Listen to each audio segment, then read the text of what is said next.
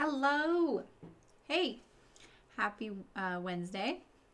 I don't know what day of the week I was about to say, but it wasn't Wednesday. I'm still getting my screens. I've kind of moved my camera around, so I want to be able to see the chat better. How are you all? I put the camera up in the top right. Let me know what you think of that. I was thinking it would give you more room on the surface here. So,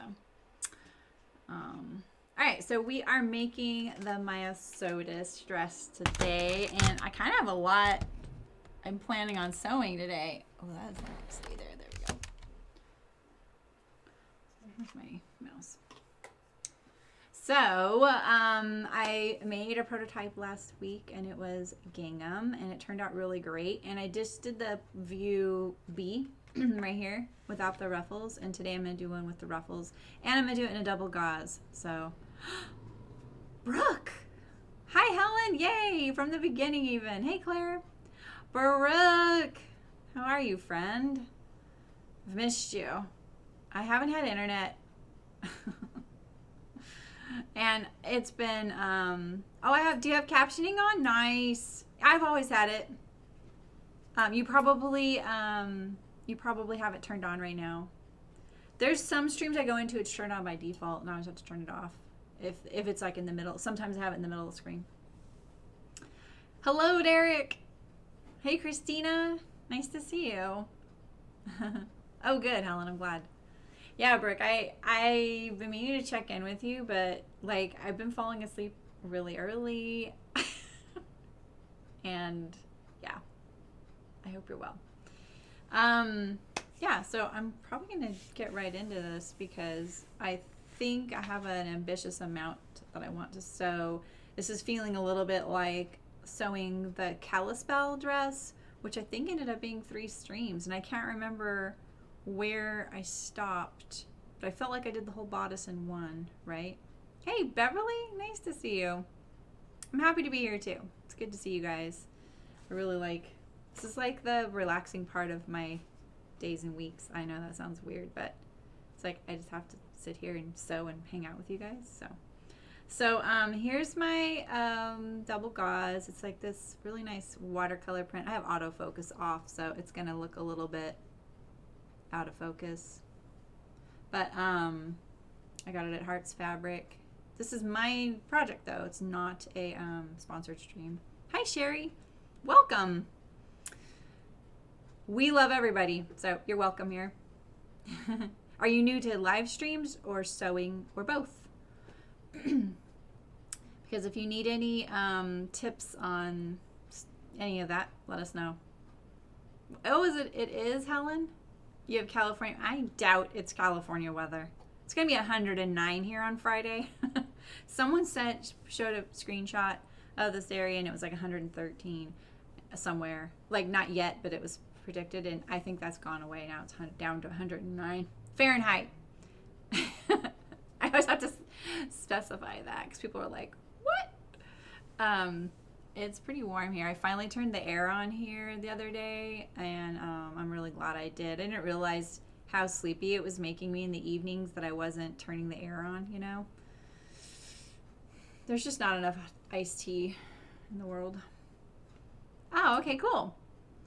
So you already look like a pro, Sherry. You're chatting while I'm live, which is really awesome. And you're absolutely welcome to ask questions, challenge how I'm doing something. I really welcome that kind of stuff. Like, why aren't you doing it this way? I am totally happy with those questions because sometimes I'm like, why am I doing it this way?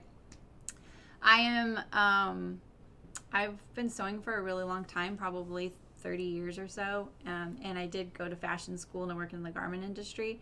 That being said, I'm not a couture sewer. I do not think things need to be perfect. I don't know whatever your version of perfect is. I'm more of a like, let's get it on and get it done and get it on you type of thing. So, and I also think it's just I'm no pressure at all. And just because I sew fast, I don't expect other people to sew fast.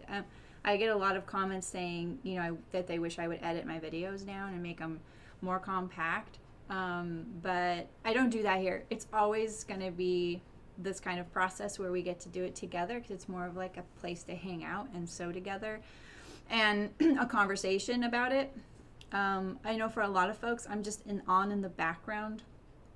I'm company, you know, like it's nice to have company around. Like you're like, okay, I just want some noise in the background I don't have to pay attention to. I do that with live streams a lot. So, yeah, finished and wearable. I think that's a really great aim, because you really grow the most from your sewing if you finish it and wear it. If it's not wearable, that happens. It happens to me. I have several garments that I've made on camera I do not wear. I planned on it, but they didn't. I don't know, I just don't. Like the jean jacket that I did, it's one of my most watched stream series, the Audrey jean jacket. I never wear it. It's just too stiff for me. I am more into cozy. And the pocket opening is so dang small on that pattern that I can't get my hands in the pockets. And I like pockets. So, but the jacket's gorgeous. And it's such a painful thing that I don't wear it. Or like that dahlia that has the blue flowers, like the border print. I don't know why, but that doesn't fit me.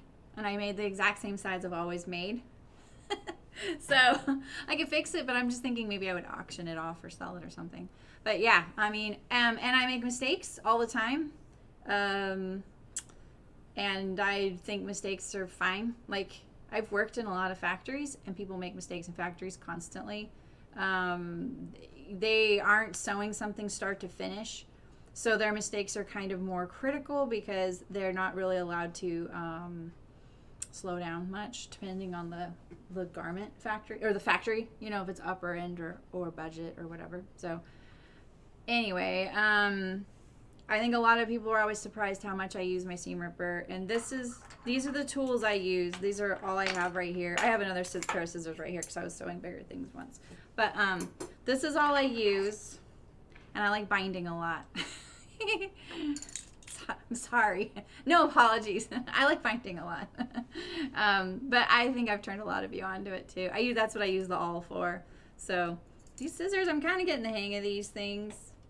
They're interesting. They're really sharp and pointy. Yeah, right, Jackie? Yeah, I know, Helen. It was beautiful. In fact, it's hanging up in here. I have a few garments hanging up in here. Yeah. Yeah, that's what I'm thinking too. Yeah. Yeah, right, Brooke? I know. Closed captioning is really handy sometimes. And it's also very entertaining what they change the words to. I think it's hilarious sometimes. What was I watching the other day? And I knew what they were saying, but the closed captioning didn't. It was really funny. Buddha binding. It's just straight seams. I don't know how I got so attached to it. I just really like it. So, anyway, so I am making this Myosotis dress. I kind of introduced it at the beginning, and I'm making the one on the left today with the ruffles, which is, I have to admit, when I first saw this pattern, I was like, yeah, that's not for me. Just ruffles in general. But I kind of more and more think this is more my aesthetic than I realize. So, oh, cool, Jackie. That would be fun. And sometimes, some folks right now have a lot of extra time to just be like, well, I'm going to delve into all the feet on my machine and see what they do. The one last thing, I do use an industrial machine. I'm just kind of catering this a little bit to Sherry. I do use an industrial machine, and it only does straight stitch, and it does forward and backward, and that's it. So when I have to do anything like a serger, which I do sometimes, but you'll see me use French seams here a lot because a lot of folks don't have a serger or don't want to use one. You're not sure how you feel, but yeah, really. I have a home machine. I just realized I'm not sure where it's at. Oh, I know where it's at. Never mind. Sorry. I just moved, so it was at my house, and then I brought it back here. But I use my home machine just for buttonholes. So, but we're going to try doing some bra and underwear making, and maybe I'll bust out that home machine for that. I don't think I would use the serger because I know that that's not an option for a lot of folks. So, and I'm a noob at bra and underwear sewing. It's the only thing I've never sewn. I'm sure there's other things if you really want to like nitpick, but like I've never made astronaut clothes. But I have made things for military and other things that I don't really talk about. And I've done motocross gear. I've even did a patented vest that had an air conditioning unit in for folks that drove in tanks in the Middle East. That was the craziest fabric we ever used. Yeah, anyway. Oh, that's pretty cool, Jackie. Yeah. Is it sharp and like does a nice tidy thing? That's kind of handy. I've definitely, a long time ago, I remember using my serger to trim seams and I just unthreaded it. I unthreaded it and took the needles out and I just used it to trim seams and it was brilliant. I wanted to trim down the seam allowance. Nice, Sherry. Do you have a home Juki? I'm kind of curious about those because someone else here was looking at them. Who was that? I'm kind of curious about the home machines. I've had my sewing machine for, at least, oh my God, probably 20 years. How have I had my sewing machine for 20 years? Not this one. That's so weird. How are my machines that old? I'm one of those people now that equates the age of things with the age of my kid. And she's 17, and I know I had it before I had her. So, weird. All right, so I am lining the Myosotis dress only because I think that this is probably sheer enough. Maybe it's not, you know? That is really cool, Jackie. My little home machine, it's a Bernina as well. It was geared towards quilters. So I don't think, it has like buttonholes on it, obviously, but I don't think that it has a lot of specialty stitches or feet geared towards garment sewing. But I honestly haven't really looked at it. So I'm just going to do this, I think, what did I call this? Rayon Bimberg? I think that's what it is. I got it at Hearts. Oh, I have paint on my hand. I meant to get rid of that. I was at our old house today and we were, my machine's not even on. I was helping my husband like do a few last minute things. So also some of the sounds my machine makes can be a little distracting at first if you're not used to it. I have an auto thread clip. So I can lift my presser foot with my foot. So it's just my heel doing that. And then when I press harder with my heel while I'm sewing, it'll do a back tack. No, I'm sorry. It will if I have that setting on, but I don't have it setting on. I usually press this little, there's like a little hand thing right here. I have a big bar over here on the right, like at the far right of my machine for back stitching. But I use this little shortcut one right here, which is kind of loud. And, but if I press hard down without having the back tack thing on, it will clip the thread and spit it out. So it's kind of a nice handy thing, kind of a hands-free thing. And I really love sewing on an industrial. I've done it for a long time. I do not like sewing on this fabric though. Have we talked about that? I do not like sewing on this fabric. I feel like I'm not sure about my attention for this stuff. Hey, I'm gonna use Brooke. Brooke showed me this trick. So, you know me, I usually hand tie my darts. I'm trying looking to the edge there. And she showed me a trick where instead of doing that, I come back and look at that. My dart doesn't have very much. Ooh, this is a bad example. And then you back stitch in the dart. So you don't have to do the hand tying part. I'm going to do that on this lining. I do not anticipate having to finesse this at all. So I'm just going to.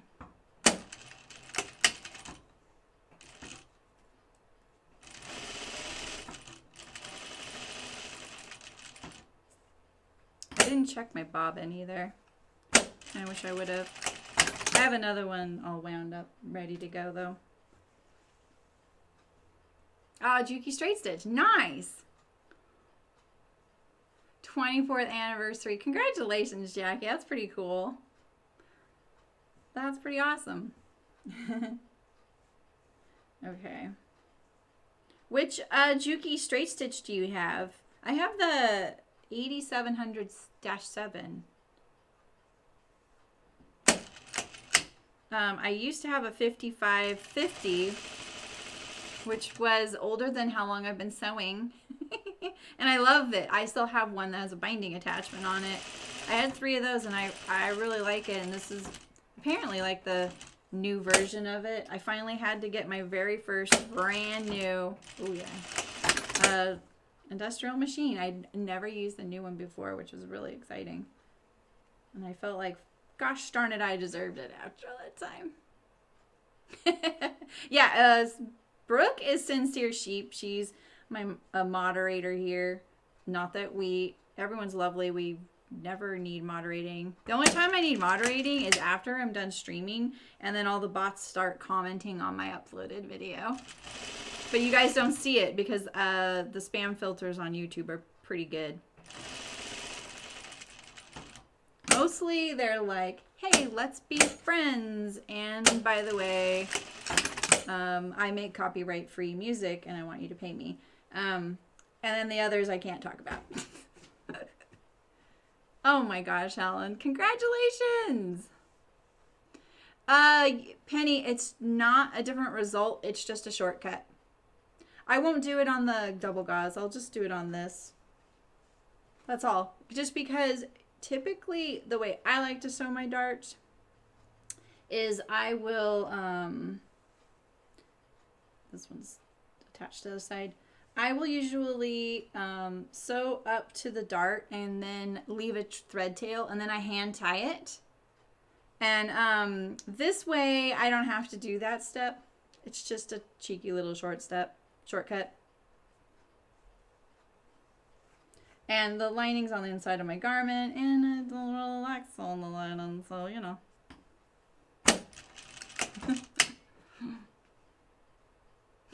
That's right.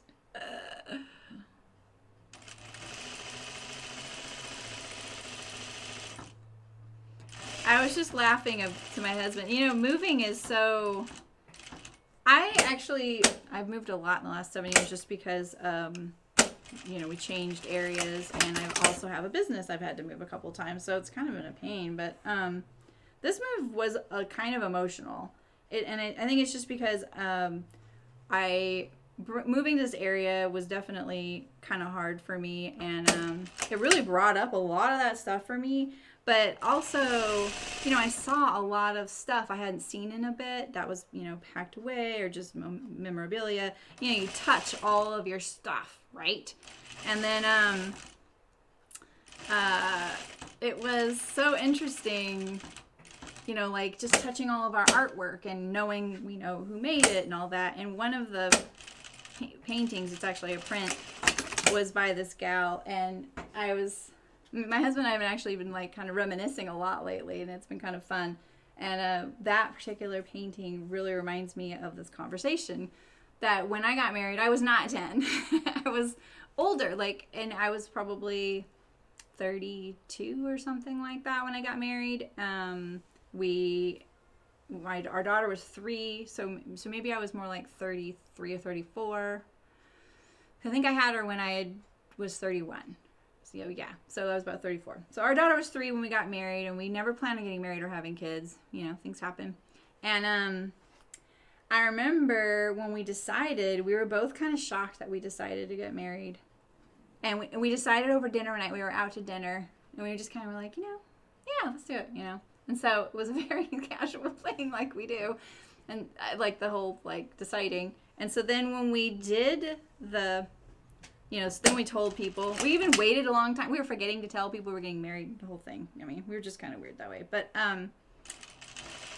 I was with some friends who brought it up, and they said, oh, you're getting married, Sarami. That's my name, by the way. It's Sarami. I always forget to introduce myself. And I was like, yeah. And and they were just saying something, I don't know what, and it just made me say something to the effect of, you know, I never thought I'd get married. And I think it's really funny that I'm in my 30s marrying a guy almost 40. And the reason I said that was because, like, at the time, it still wasn't that common to be that old getting married. Now it's very mundane, you know, and that's not even old, right? That's not even old. But it was more like, oh, well, by then I realized, oh, people who've gotten married or are going to get married have already gotten married, and they do so younger, you know? And that was never on my radar. I was kind of, did I do that backstitch thing on there? I did, didn't I? Yeah, well, crap. I'm going to hand tie this one. So I just thought it was funny that it felt a little cliche that I was one of those brides doing that. And I thought it was funny. I'm like, oh, here I am doing that. I'm doing that. And there was this gal there who painted this print I now own. And she was offended by me saying this. She was like, I'm 40. And I was like, okay. And I had nothing against that. Like, I just thought it was interesting, like, all the things, like, my point was all the things that I had always planned or didn't plan, that wasn't happening. And of course, that's how it was going. I never planned on having kids. Well, my IUD didn't work. Never planned on getting married. Well, there we were planning a wedding. Oh, and on top of that, I am in that age category that's in the news right now of people waiting to get married, you know? So I was just doing all these things, and she was really offended by it. And so now every time I look at that print, I think about her being offended by me just commenting on that, you know? It doesn't taint the print. I actually thought the whole thing was kind of funny because I was like, it's not about you. I don't know. It was kind of funny. All right.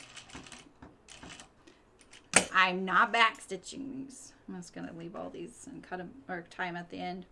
This has a bust and waist darts, but the waist is pretty loose on this dress. I wish my air conditioner would kick on again. I almost took in the waist a little bit. You know, my glasses are brand new and I haven't gotten to get to adjust them. And then in the move, things kind of happened to them and now they're really slipping. So I'm going to have to deal with it. It's so annoying. Plus it's, you know, I'm hot. So. Oh, that's cool, Sherry. Gosh, this would be such a great machine to use for quilting. I've definitely sewn a little bit. I've sewn like quilt tops a couple. I'm a noob quilter. I never quilt on stream because I'm a noob and it's just something I'm doing to kind of just to be able to meet other people in my community who sew. So I'm kind of hanging out with them. But I did sew my daughter a quilt and I quilted. Oh, I didn't quilt that one myself. I quilted my mom's myself. And it was great. It was such a champ, you know, this machine. Yeah, it's exactly. It is interesting, like those kinds of, you know, your mementos bring back certain things. And admittedly, this gal was kind of kooky. Not that what she was, you know, trying to say was misplaced or whatever. I mean, she can feel however she wants. But she was always with me. She always felt on edge. I didn't know her very well. She was a friend of a friend. She was always very critical. And she also didn't have kids, and she was always very critical of people's parenting, you know? So I just always took what she said with a grain of salt. Because,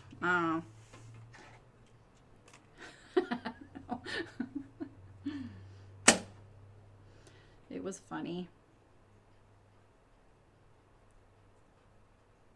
I always think, you know, parenting was the same way for me. For me, it was being a cliche or a stereotype in that moment that you know, was shocked because I don't think of myself as being a cliche or stereotype, and there I was being that cliche or stereotype in the news, and I thought that was kind of funny. That's what I was commenting on. And that has since happened many times in my life. Those things exist for a reason, you know, those cliches and stereotypes. Buying diapers felt so cliche and stereotypical to me, it irked me.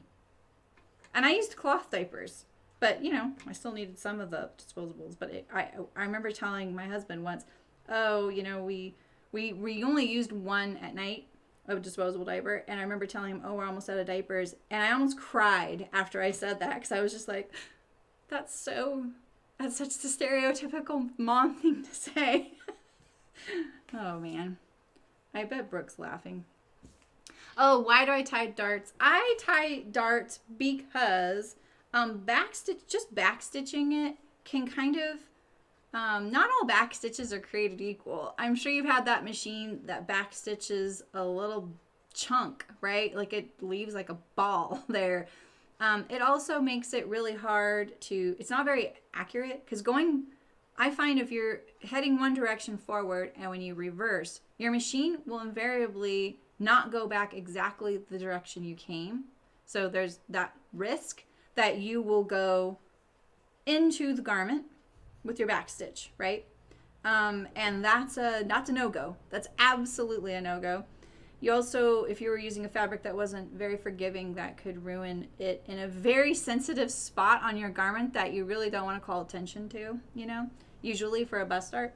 And the other thing is they're very low profile. Like I can't even feel this. Whereas like a back stitch, you know, down here, I can feel that back stitch. So it's just this added thickness and lump that I don't like putting there.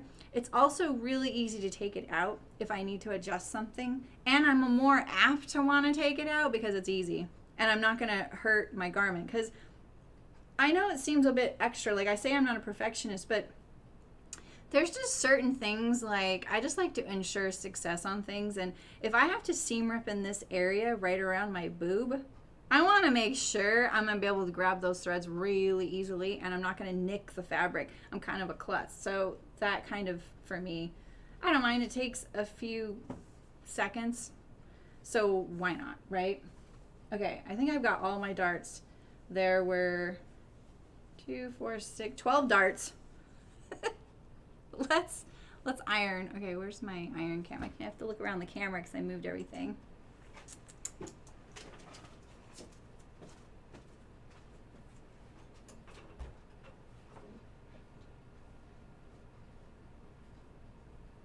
What's that?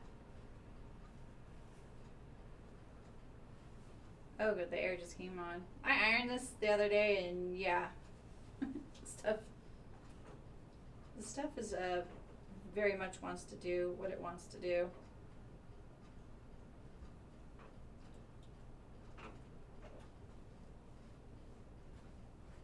So, you know, cheating doing the back stitch on the lining, that's kind of a big cheat because the lining is, you know, it's thinner, it's more delicate.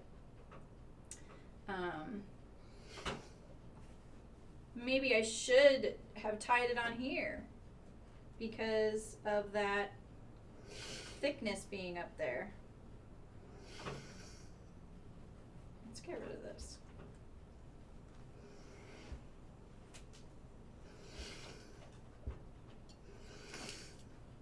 Okay, how do I lay? I'm gonna lay this on my seat while it cools off.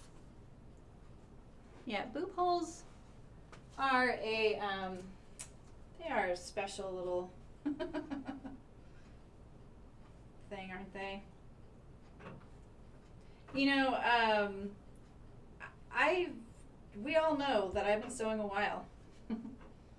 But I have been having this thing lately where I cannot remember which way to press darts. Isn't that weird?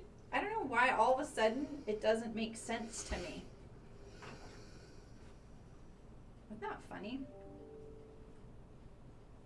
It's always, I think what it is was when I learned about darts, I remember going, oh, that's counter to how I thought it would be, right? And now, because I've done it for a while, it became normal. So now I'm like, wait, is it the other way? Because now that's counter. Look at that. What the heck? that? It's not on this one.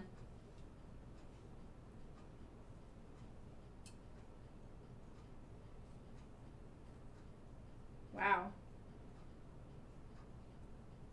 I'm gonna have to make sure that lays nice and flat. I trimmed the seam allowances down to a 1/4 inch around my neckline and facing. I don't say you should have to do that. It's just one of my preferences. It's a lot easier to sew, in my opinion.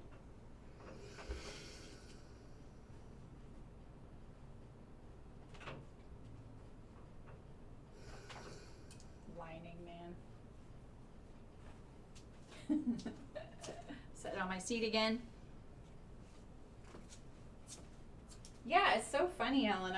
I think I remember it started creeping in, that kind of doubt, when I did that cashmerette Upton last year. And I think it's because we talked about it a bit, and we were talking about how some of the curvy sizing patterns say, hey, you know, you might consider pressing your dart the other direction. It gives the optical illusion of you know, like slimming the bust, or I don't know how to put it. And I think I ended up doing that or something. And ever since then, I got a little turnaround. Usually you can tell by the shape of the dart. Like this one, is this supposed to go down? This is supposed to go down, isn't it? Yeah.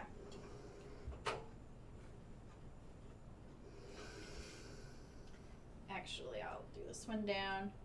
But I'm going to leave the lining the other way, and then that'll kind of reduce the bulk there.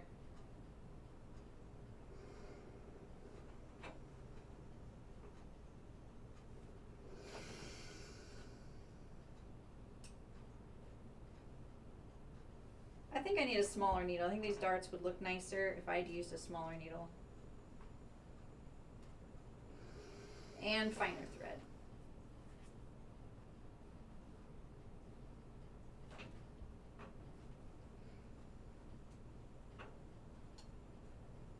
I can't remember what size needle I have in the machine right now. What did we sew last? Oh, what did we make? I made my gingham dress, but that was a woven, you know, that was gingham. It's pretty sturdy fabric. You always pressure down. Yeah, see, I think I'm supposed to do that too. Oh, man. What did we sew? Oh, I didn't, did I? It's been a long time because I kind of had to move, right? All right, hopefully those will cool off and not wrinkle. All right, so I don't need to do French seams on the shoulders and sides because I have the lining, which is nice. Debating on whether I will for the set-in sleeve. I feel like I don't need to perform that party trick for you guys because I do it occasionally, but I will if you want.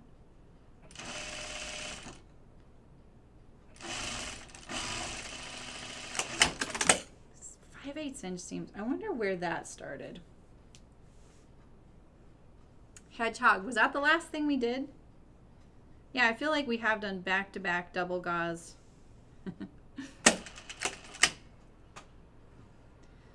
Me and double gauze are like...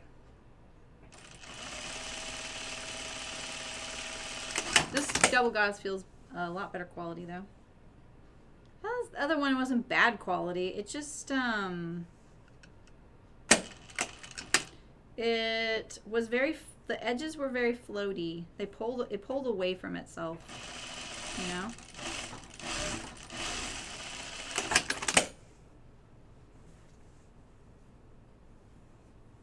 Away from your face.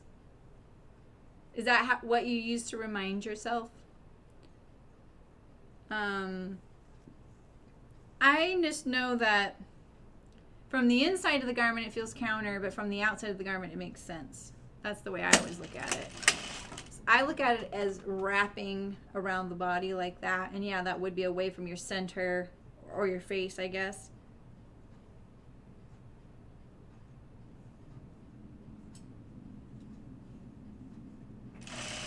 So my daughter's seen a bobcat now twice on our property.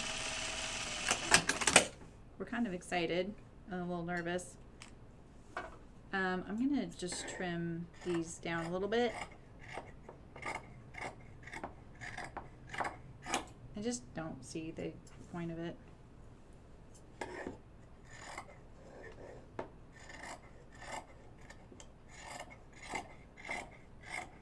I think if I had, if they were half inch, I mean, I just wish seam allowances were like half inch for wovens, 3/8 for knits, quarter for neck and facings. Come on. Come on, world. Cater to me. You know?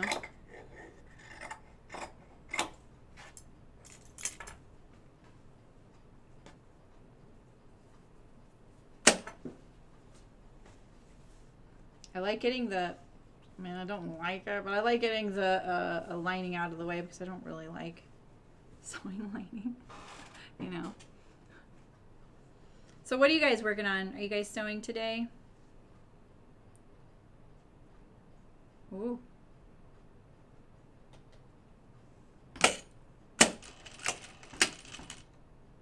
Trying to see what that needle size is.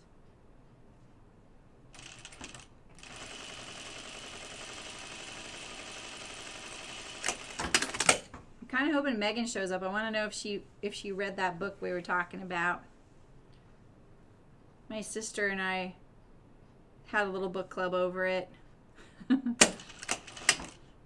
It was that new book in the Hunger Games series.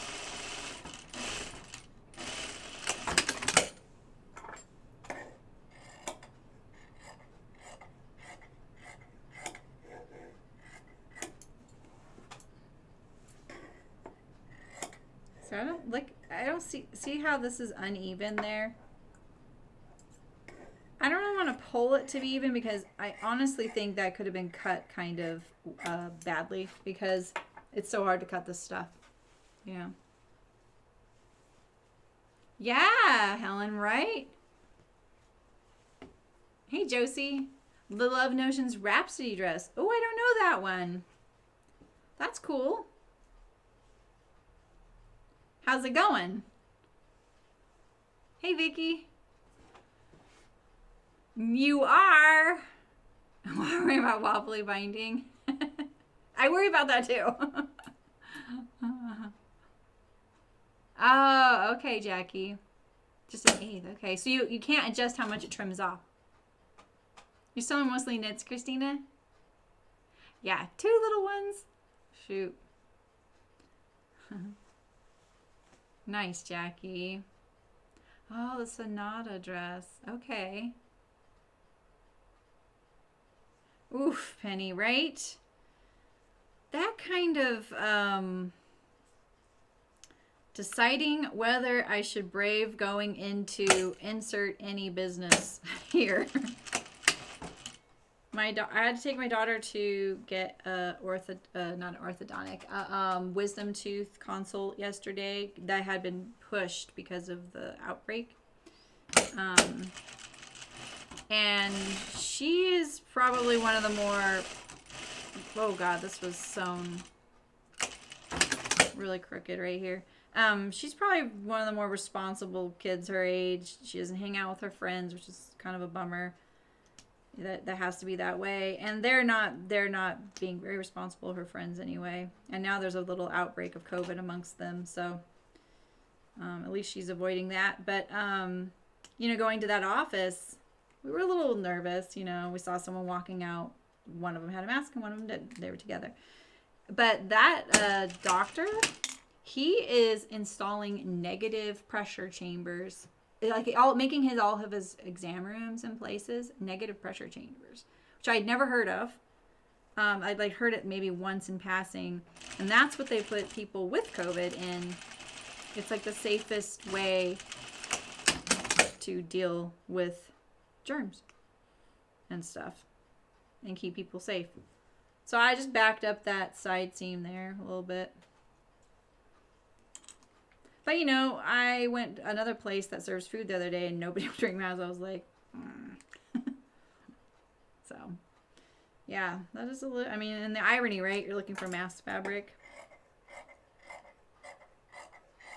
I will say the mask thing on Spoonflower is much faster. Their mask kits are much faster than their regular fabric shipping right now. I know that's a pricier option, but it's custom. So the Sonata dress. Okay, yeah. I think Helen said that. Streamlabs is a bot, and it's a bot that kind of lets me tell you guys things, and also auto mods other things, like people saying things in chat. Not that you guys say anything.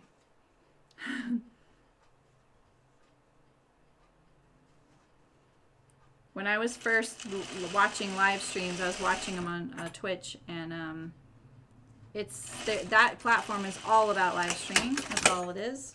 Whereas YouTube kind of came a little later to that, and had to really get used to who was real and who was a bot, because some of them have like regular names like Electrical Longboard or Commander Root, and they're bots. I was like, oh, okay, not a real person. Okay, I got my lining and my side seam on my shoulders. Let's press these guys. It's my iron camera. There we go. Oh, that'd be so cute, Penny. And she, you know, it's nice when you have something you really like. Your batch sewing reversible bibs and bird clothes. That's fun. That's fun. I know. I actually think I want to start thinking about what I'm going to do for the holidays soon.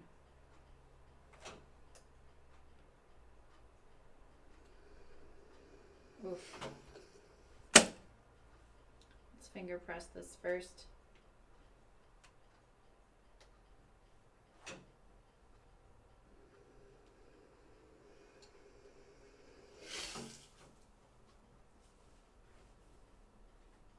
This time I think I'm gonna stitch my lining to my bodice all the way before I start going any further.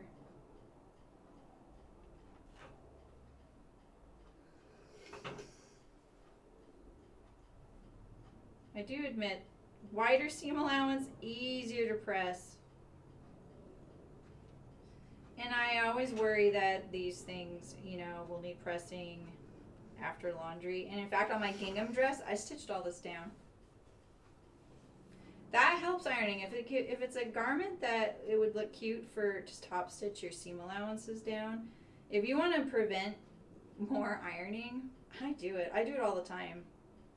I will stitch skirt side seams down, or shoulders or side seams down. Sometimes I press it, you know, toward the back and stitch it down. Sometimes I open it and stitch on either side. I really like the way it looks, and it prevents a lot of ironing. I actually don't mind ironing. It's just a time thing, you know. I just want it to be a little faster to get out the door.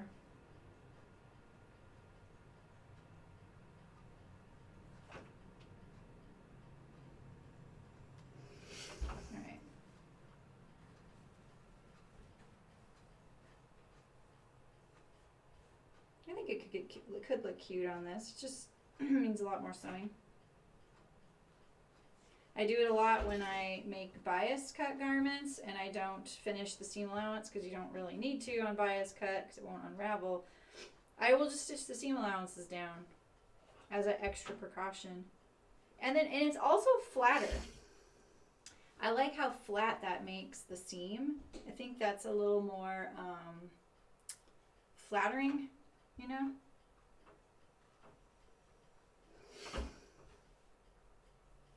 Like this willow tank dress, I didn't really need to iron it today, but I ironed it because the fabric is less fluffy. And this fabric's kind of boardy already, so...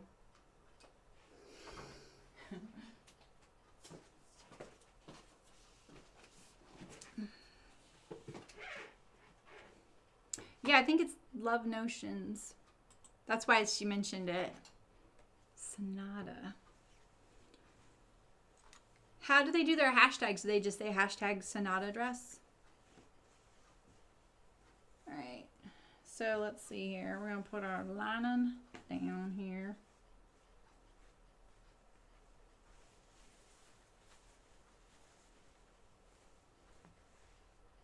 And I'm going to pin it in a bunch of places and just see what I think before I stitch it down. Because, you know, the lining gets a little squirrely sometimes. So we'll just start at the neckline. Line up the shoulders.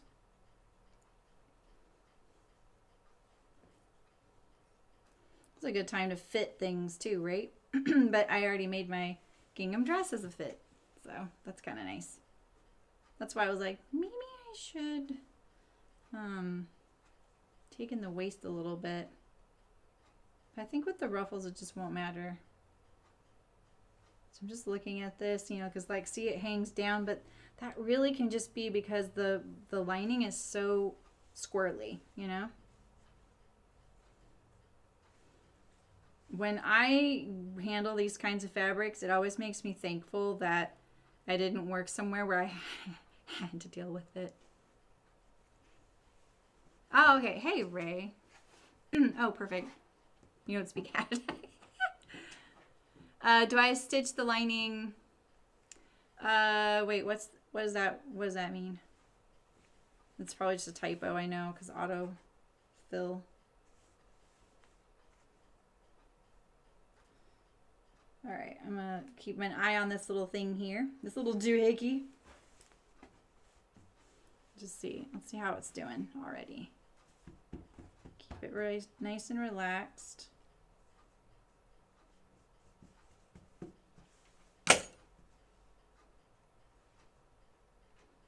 Sydney. Yeah, I'm thinking that's what I'm going to do, Sherry, because I just made this dress called the Kalispell dress in a double gauze. And I just, between the gauze and the lining, it just felt a little bit forced. Like I felt like I was having to, you know, I was wrangling a lot. So I think I might have stitched down some of it, but I think what I'm going to do is stitch around all the perimeter. And then that way I know, right? I know that's non-negotiable and it's fine. So like when I look at that right there, that's looking better now, right? I do have this little divot. Can you guys see that little divot? See that? So that I think will be manageable now. Now that it's all relaxed and it's sitting there, I think that's fine. So now I know I can stitch that all the way around. So this is doing pretty good. Let's look at the back here. I just kind of try and lay it down flat. Yeah, no worries, Jackie. Thanks for stopping by. Have a good rest of your day at work. Is it good to be back at work? Weren't you off for a bit because of the quarantine? I know, Penny. Well, that is exactly why I'm doing this. I mean, just cutting lining, because you guys know I'm a little bit cavalier when it comes to things. I kind of want to apologize for that, but at the same time, it's just who I am. I just kind of act that way. I don't know why. I think I would just much rather figure it out on the fly, you know? So, that's why I'm doing this, because then I know what I can trust and what I can't trust. And this looks pretty darn good, honestly. I mean, I'm letting it relax and it's lining up. Because the last thing I want, right, is to stitch this in along that edge without checking it first. Because what if this was a little shy, right? What if this were naturally laying here, it was this far away from the edge? And I didn't know that, and I lined it up and stitched it. Well, what would happen is my dress would always buckle. The outer dress would buckle on that side. So, yeah, right, Sherry? Yeah. Oh, okay, cool. All right, Jackie. Reality-based. Ray knows. Ray's a big fan of reality-based sewing. So see, look at this right here. I can line this up a little better. out here. And honestly, I would rather it line up at the neckline than the armhole because I have trimmed down my seam allowances over here. I have less to work with at the neckline. I have still 5/8 over here. So now I know. I don't know if you can even see it. See, it's kind of pulling away. But I noticed that those shoulders were off. Did you guys see that? And look at this shoulder on the outer garment. It is lined up there, but I kind of made it do that. I let it relax right here. All right, so let's just check it out. I can put it on my dress form. That looks pretty good. Nothing buckling. I mean, this seems like probably really tedious to do, but at the same time, I would much rather, know now, and then I can just go forward and be like, nope, I checked that, right? I didn't check this side very good, so let's pin this a little better. Man, I didn't turn my air down. Or turn it like colder. I cut a lot of my hair the other day, but it's still hot.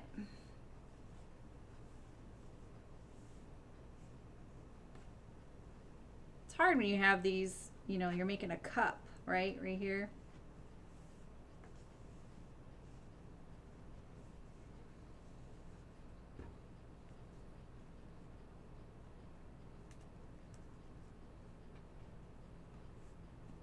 Okay.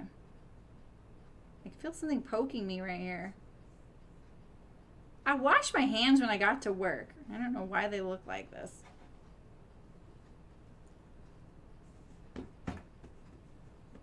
It's so funny. We were at the house and my husband was like touching up paint everywhere, And I was like putting switch plates because we had used like custom switch plate, like artful ones, like ones my daughter made or whatever. And so we were putting up back the regular ones. That's what I was doing. And then I finally was like, he couldn't find this one color of paint. And I was like, isn't this it? He's like, this is it. You're right. And so he was working on something, so I was opening it. And then before I have even gotten the paintbrush, I'm already getting spattered with paint, right? Because I'm kind of stirring it a little bit. And it's in a huge 5-gallon bucket at the very bottom. I don't even know how I'm getting spattered. And I put a little on the brush, and then I went to the door, and my husband walked in. I said, do you want me to do this, or would you rather? And it's, I think, the first time ever my husband full on acknowledged I was a bad choice for the job, which I thought really funny because usually he's just so uber diplomatic, like, oh no, fine, go ahead, but he just laughed, which he also like is very stoic, so he laughed and he was like, yeah, I think I'll do it. And I was like, okay. And I'm so glad because look at this, I didn't even do the painting, you guys, and there's painting on my arm. Like, why? All right, I'm going to just stitch this down now.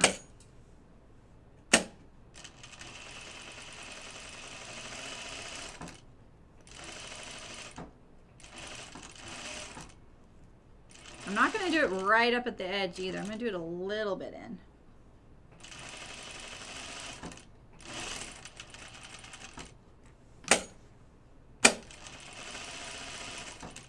Oh, also, if any of you have bought the zip double before yesterday, there's an update for that pattern. I don't know what happened.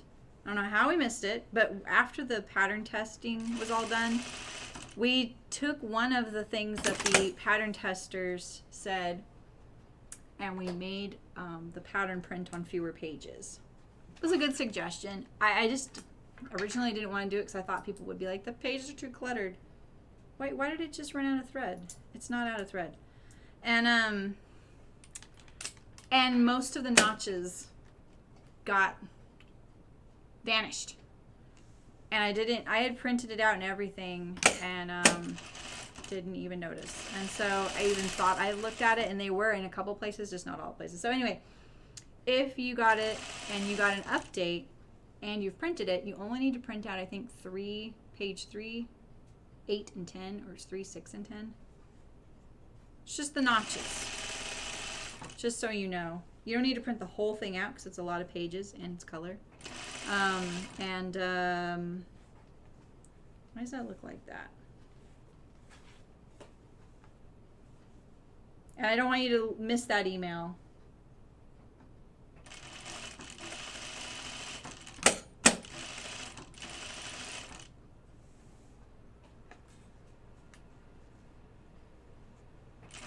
I'm going to straighten that out a little bit.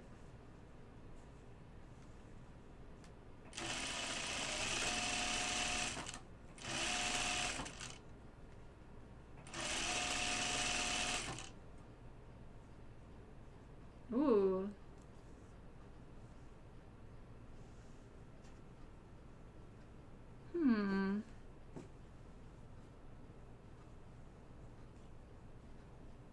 Right here, I get a little bit off. See that? And then it turns into a lot off. So let's look at this a little bit. Maybe straightening that contributed to that. Let's just check it out. Because it looked okay before.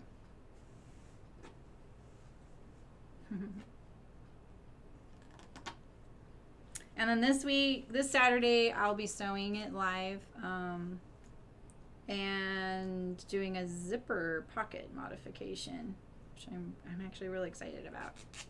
I think I'm gonna sew a couple today so I can photograph it and show people what I mean. Why am I trying to take out this really long stitch? Let's just shorten this a little bit. There we go.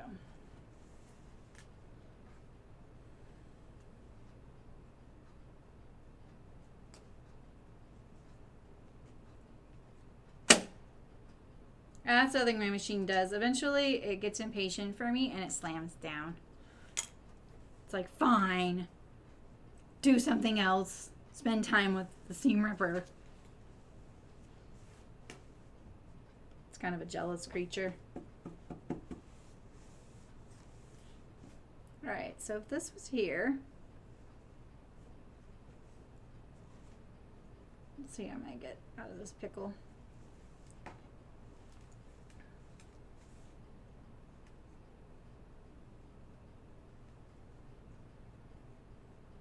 Good to sort it out now, right? Look at that. Like, how far?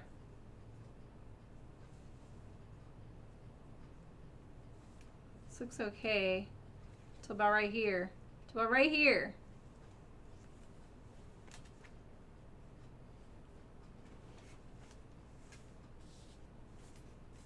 I could take out the darts.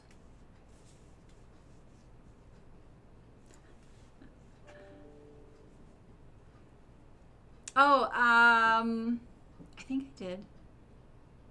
Right, Alan. Yeah, she's worried about the wobbly binding. She's got this. It'll be okay.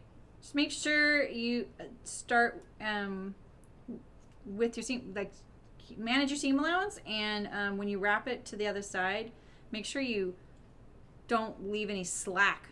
You know, like when it's curving around the bag. I don't think she was looking for tips, but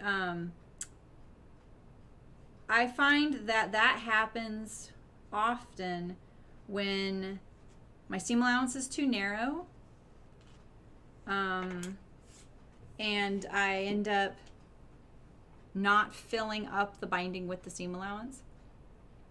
And then also when, wobbly, okay, I get, I think I interpreted wobbly as in being kind of loose on the on the bag, So that's what the tips I'm saying right now. But wobbly, if she just means like sewing on a straight line, she's got this. Just takes practice, And then the diagonal lines, the torquing, that's because you're pulling the top layer of past where it would line up above itself, right? So if it's like, if this was the binding folded around itself and the same spot came and went to itself. But instead, if this one's already sewn and this is the one you're sewing down and you're pulling it, that's when you're going to get your torque lines, right? So You just got to make sure you're keeping things right above themselves for to prevent torquing. So, a new kind of fabric. Knit that acts like double gauze. Right. Yeah, I saw Louise was watching my binding video. She wrote a comment. It was really nice. I'm so glad that's helpful. I watch it now and I'm like, this is kind of a long video, but I always have a lot to say about binding. So this is kind of a problem right here. I'm going to see if I can kind of finesse it into place, but I'm going to check this armhole first and stitch it down, or not stitch it down, pin it down. It looks like it might hang off a little bit. Maybe not.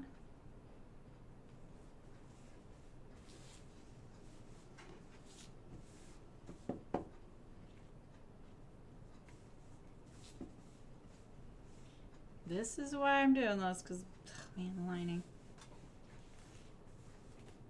This is my supreme cutting ability right here.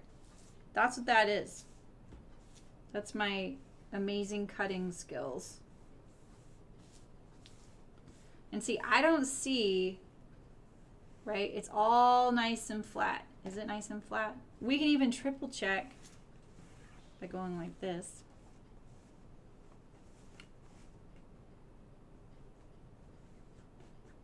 I'm going to triple check it by pinning in the middle.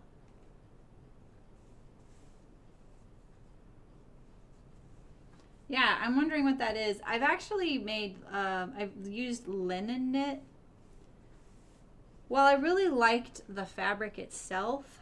It stretches out a lot, and it doesn't, I don't want to call what it has as stretch either. It's more, it is stretchy, but it's very open. It just felt very stretched out almost instantly. In fact, I have a dress over there. I spent a ton of money on it.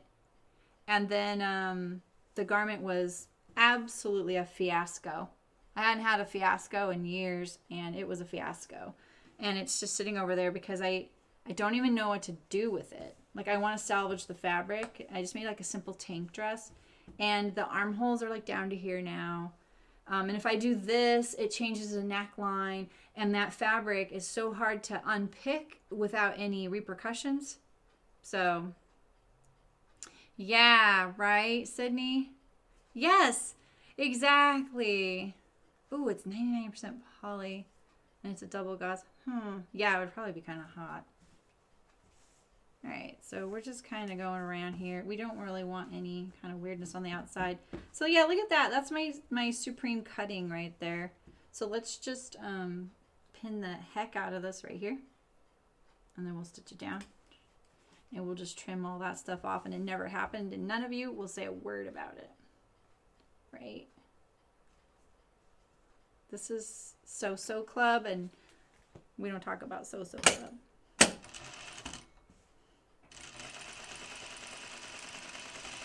It looks like I was drunk.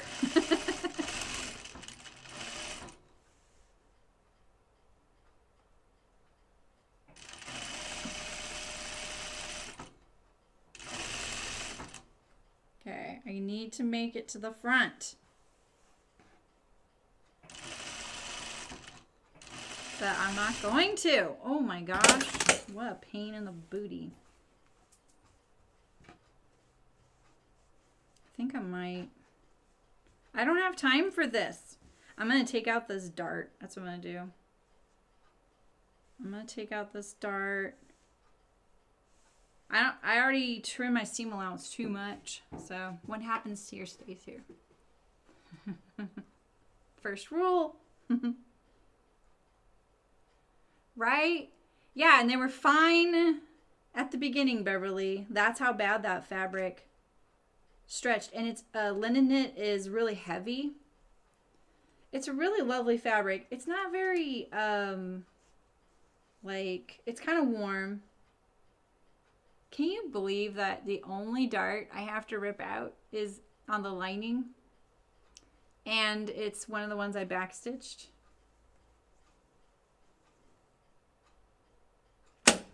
I'm actually not going to go past this point and see if I can kind of blend it in.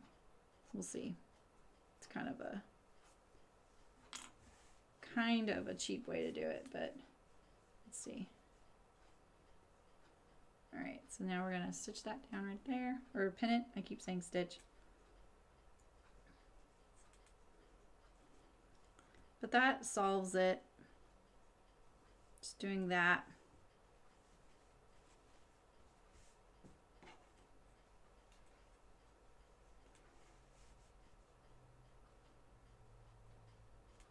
Right there. I think we could do a little bit more. Okay. So we will pin that down. I hope you can see all this. Can you guys see that? Right? Yeah, so I'm just kind of gonna re-sew this dart a little bit less, smaller. Right? That's why you're here. Ray loves drama.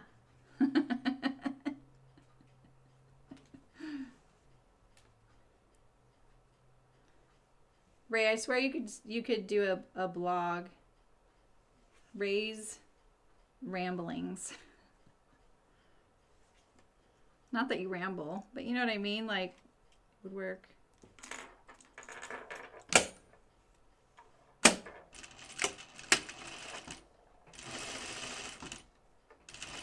Can I blend it in? Almost. All right, almost. I'll just take out a few stitches here. Ooh, I'm breaking all kinds of rules today.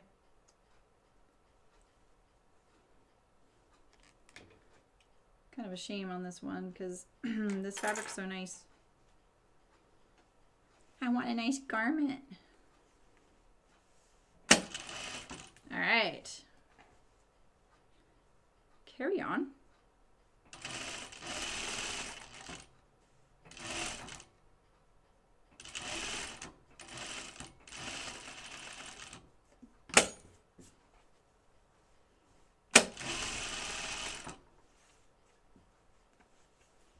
I hate when I see this. Do you see that right there? This like, what's going on there? You know? Ray's ramblings.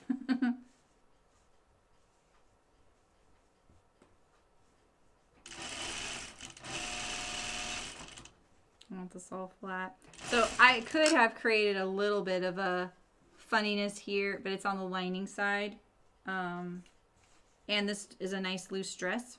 If this were probably a fitted dress, probably would put more effort into making sure that that was going to work out. I could just eliminate the lining, right? I mean, that's the backup plan. I like to have backup plans when I'm sewing a lot. Like sometimes I'm like, okay, what am I gonna do if this just really, like, this doesn't happen? You know, like what would I do? And I could just not line it, right? See, I really do think this is cut bad right here. You see that?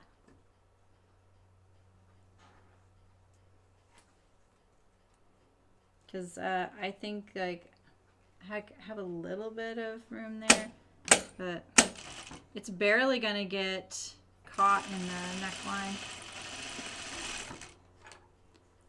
I can't wait to get rid of all these pins. I'm one of those, if you knew me as a knitter, I'm one of those people that weaves in the ends as I go. Because when I'm done, I really like it to all be done. And that's what I'm doing right now. I'm like, I'm going to take all the pins out right now. So that when I'm done, I'm done.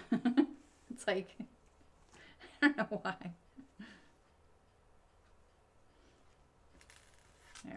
I don't hate putting my pins on a magnet, but they've all kind of been tainted already.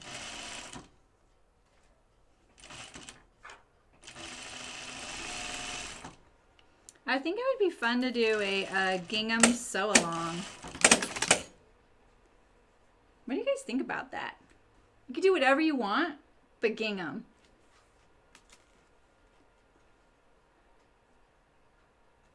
Yeah, maybe, Helen. I like that rotary cutter, though. But yeah, I was having a little bit of some confidence issues with it, wasn't I? Yeah, after doing that gingham dress, I realized, like, everybody likes a gingham dress, you know? And I had one in my 20s that I absolutely loved. And eventually it just got, you know, threadbare, and I had made it, so there was that quotient, and it started getting a little bit young, to use a good word for me. And so I moved on, right? I think I used satin ribbon for the straps. But I've wanted another gingham dress since then, so it was really great to finally do that one. This one, the Myosotis. I'm a champ at saying that name now, huh? Right? Yeah, so I think, like, seeing everyone's like, oh, you can't go wrong with gingham. It's like, it's so true. You really can't go wrong. It's not for everybody. I think you either love it or you hate it, you know? It could even be a quilt. You could do a gingham quilt, you know? I think it'd be really fun. I was thinking that I might ask the Sew Over 50 folks if they'd be down for that, but I'm sure that they have bigger fish to fry than me. But it just seemed like something that community would really get into and have some fun with.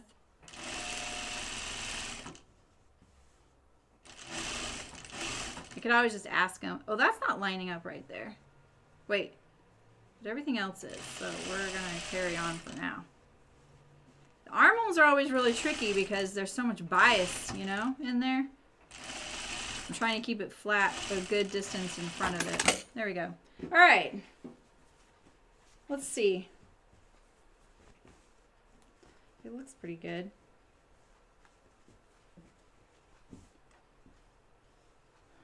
Okay, I don't see anything here. What a lot of effort to make it lined. Yeah, Sydney, I do. Oh, really, Helen? Do they do summer school there? I was wondering what the history with gingham was. All right, this looks pretty good.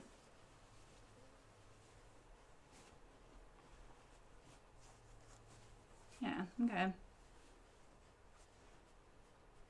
Nothing looks like it's pulling weird or feels like it. You can usually feel that stuff. No, I didn't. Different stream. Me, I wouldn't do something that smart. Okay. All right, so now we have the collar and the facing, and just so you know, I trimmed my collar down so that it has 1/4 inch seams. You don't have to do that if you're making this.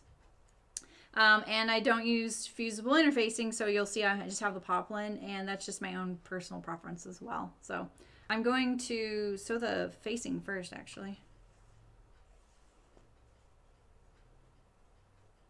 When I read the directions for this, because I wanted to make sure, what was I trying to make sure? Oh, I wasn't sure if this extended past the collar. And I wanted to make sure that, like, the collar didn't stop here and that you clean finished, like, the corner of the thing. Oh, okay. And I thought I read something that looked a little funny, and I can't remember what it was.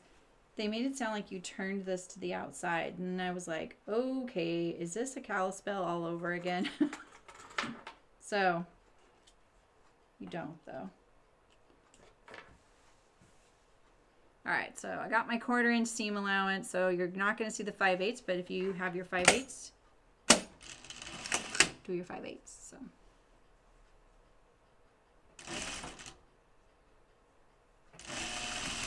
I stitched that kind of far in right there.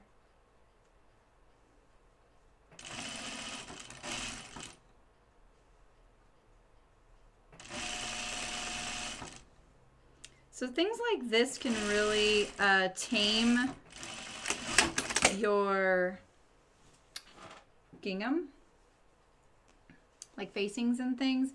And you will find that even if the piece is identical, there's something about the double gauze that it's not that it's grown, but it's a little like floofy. I don't know how to put it. And so it will feel a little bit like it doesn't work. So just make sure it's not an excessive amount that you're trying to ease in your piece. If you find that you think you're easing in your piece, make sure it's not wrong, but most likely it's fine. And when it's sewn, it'll be completely fine. And it's kind of nice that the double gauze has a little bit of constraint. I saw some stitching right here sticking out on the right side, so I'm just going to get rid of this right here.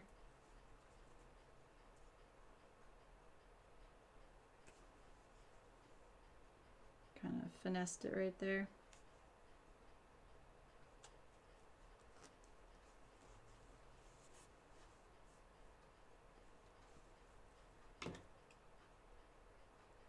All right. I think you can go about this facing a couple ways. You could serge it and then top stitch it down, or turn it under and stitch it down, which is what I'm going to do. I really like clean finished things. You could even just serge it and maybe leave it loose if you want. If you don't want a stitching line, say you're doing this in a fabric where every little stitch line just is a little too much for the fabric, like it overpowers it. This print, obviously, it's going to be fine. Since it's anchored at the top and the bottom, and you're going to put buttons and buttonholes down, like at least the lower portion, you're not going to have problems with this facing flipping out. Just iron it before you wear it. It'll be fine. So there's some options for you. I think on the cover, yeah, so on the cover you can even see they don't show it stitched down on this view, and they do here. So that illustrates perfectly what I'm saying. So, hey Kathleen. Oh man, linen, linen is can be kind of a problem child like that. I used to really be into hemp and hemp linen when it was kind of becoming popular. What was that, in the 90s? Do I really say things like that now? 2000s, 90s, late 90s, early 2000s. There was a really big push for eco-conscious fabrics, and hemp is a really great eco-conscious fabric. And I really love some of those like washable linen-y hemps. In fact, the very first thing I ever gave and made for my husband, who was my boyfriend at the time, I barely started dating him, was a hemp shirt. It's beautiful, but man, if you don't stay stitch the dickens out of that thing, the neckline's gonna be a mile long before you get to it, you know? So, and linen is very similar in that way, in my opinion. But I like it. There's other attributes to sewing it that kind of help. But yeah, that's a bummer, Kathleen. Did you sort it out? Had you already hemmed it? Because I think you can probably like adjust it, but like what if one's an inch shorter than the other one, and then you're like, is my hem game like, is it parallel to the floor or not, you know? I'm understitching my facing. Here's what I'm doing. I'm just pushing the seam allowances towards it, stitching it down. Oh, kind of want to get rid of this stitching before I understitch. The stitching where I stitched the lining to my facing is what I'm getting rid of right here. Not ideal. It's just like the seam allowance issue, but I'm gonna go with my facing, you know. I don't think I've seen you in chat in a while, Kathleen. Nice to see you. Hope you've been well. And if I have seen you and I've talked to you, I'm sorry. I forgot. Ugh. I mean, on a dress, at least in a way, like it's down there at the bottom, you know? But in other cases, that can be kind of a big pain. Because there's some things where you finish the hem first. Some designs, you know?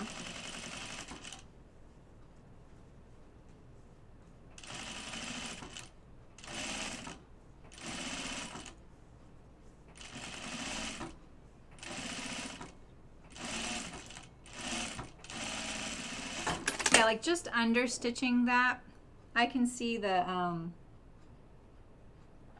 oh, okay, Kathleen. I can see like, so when I'm under stitching the double gauze, the facing here, even though I just stitched it to the garment, the facing will do this bubbly thing, right? The fabric kind of does this little arching bubbly thing. And so under stitching it makes, it feels wrong. Even though I did not ease the facing into this, I sewed it flat. All right, now I'm going to iron this edge right here on both sides and stitch it down. But actually, I'm going to sew my collar, and so I can iron this at the same time. So I'm going to take my collar stand here and put it right sides together.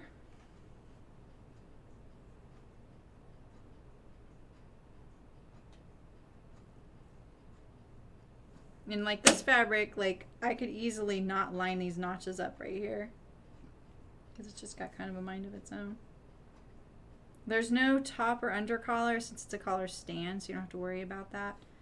And oh man, we all know how much Sarah loves threading her needle on camera. So all your pieces should be the same.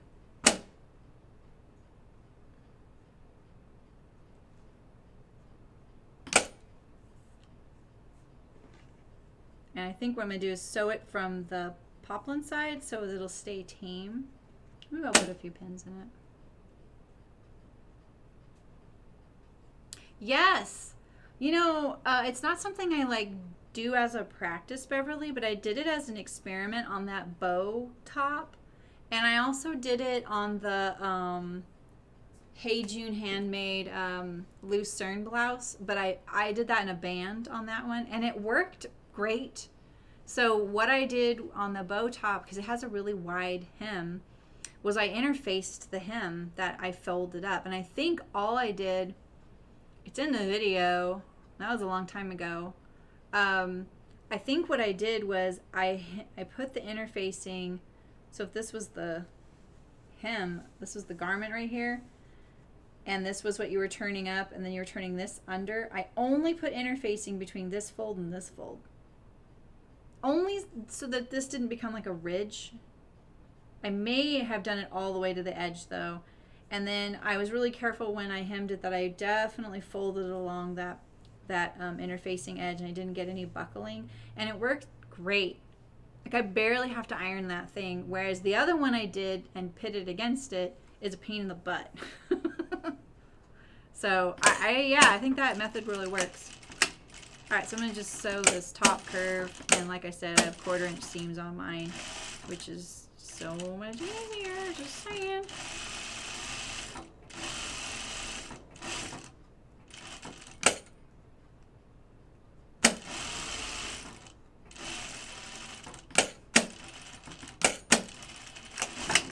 Alright.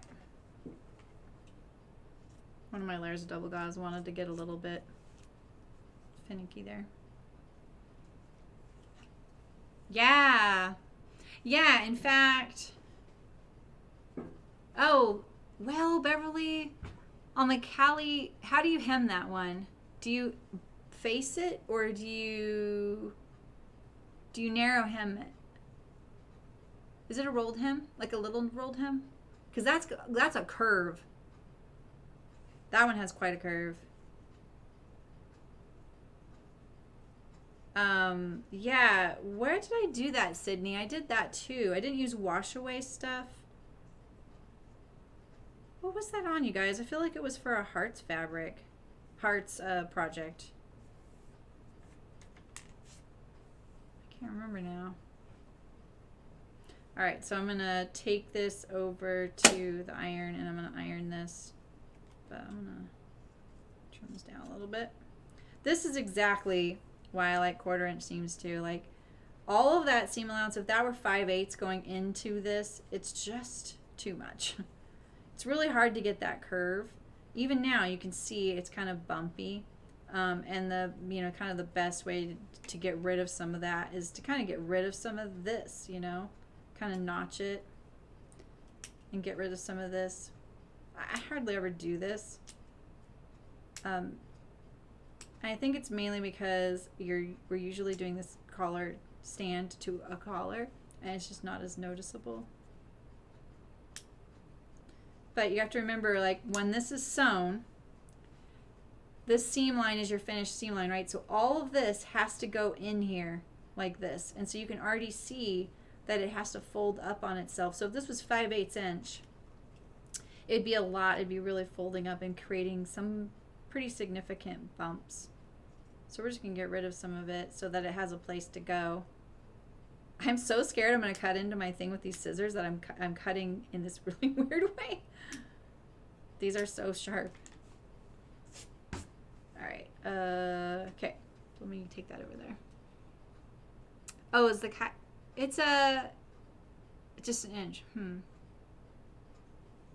Yeah, and that one was one of those garments that I came out beautiful, and then I was like, ooh, this is kind of cheeky, a little too short for me. So I couldn't wear it as a tunic or as a dress. You guys were all like, isn't it short? I'm like, no, it's fine. And then I was like, oh, heck, this is short. You guys were right. So I ended up making mine into a top. So mine's kind of been changed anyway.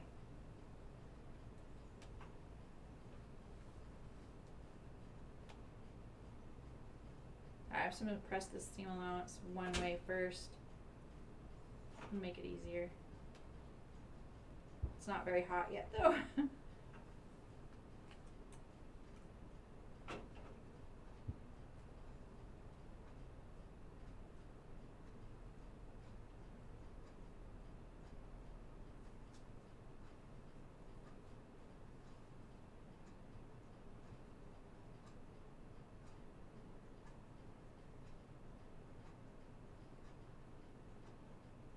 So because this collar stand isn't a different size from one to the other, like an under collar and a top collar, you kind of want to get this seam right on the edge there, best you can.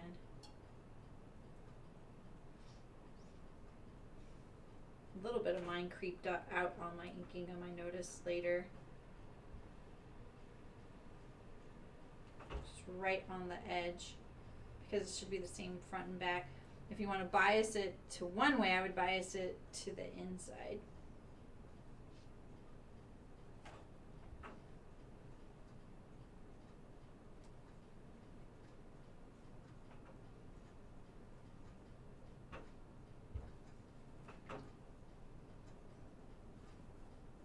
This is my outer collar, so now I can check it.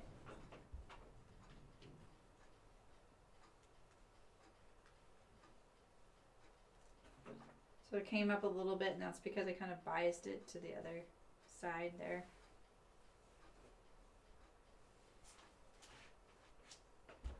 I thought I just filled this with water. I feel like I just did. That was so full. I remember it spilled out.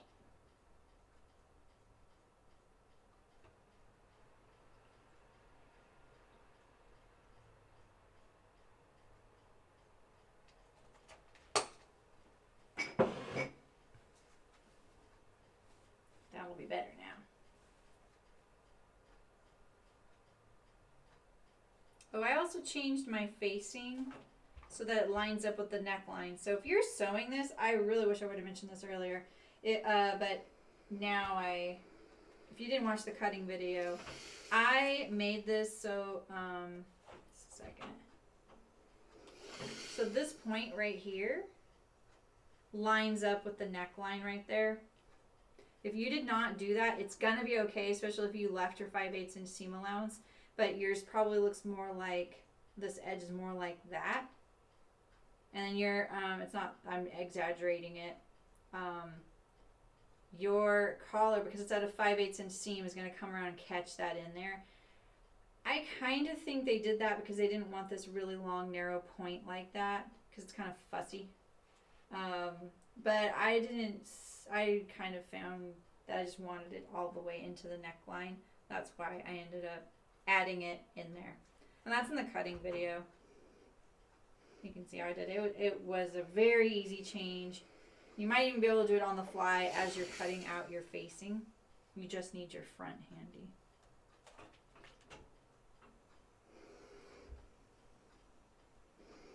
Just little things like that. Because see now, look, when I turn this back, I have this huge cutaway thing. So they could have made the pattern piece like this. This little shape. I'm not sure why they didn't. Just preference, maybe.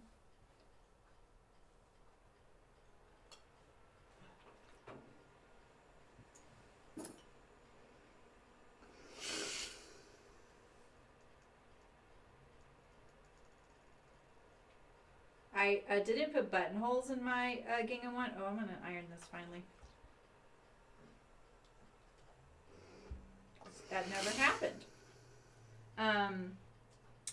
And at the end of the day, I was like, you know, I think I need at least the top one to have a buttonhole. I kind of didn't do it because I didn't want to commit to those buttons. I love those buttons so much that I want to make sure I have them all for a project. And so I was like, well, if I just don't commit to a buttonhole, I won't be forced to use this size button, right?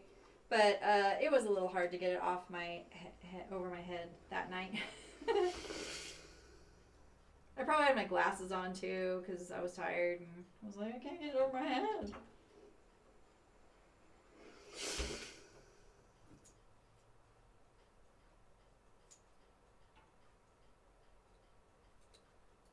Okay, we're ready. Next.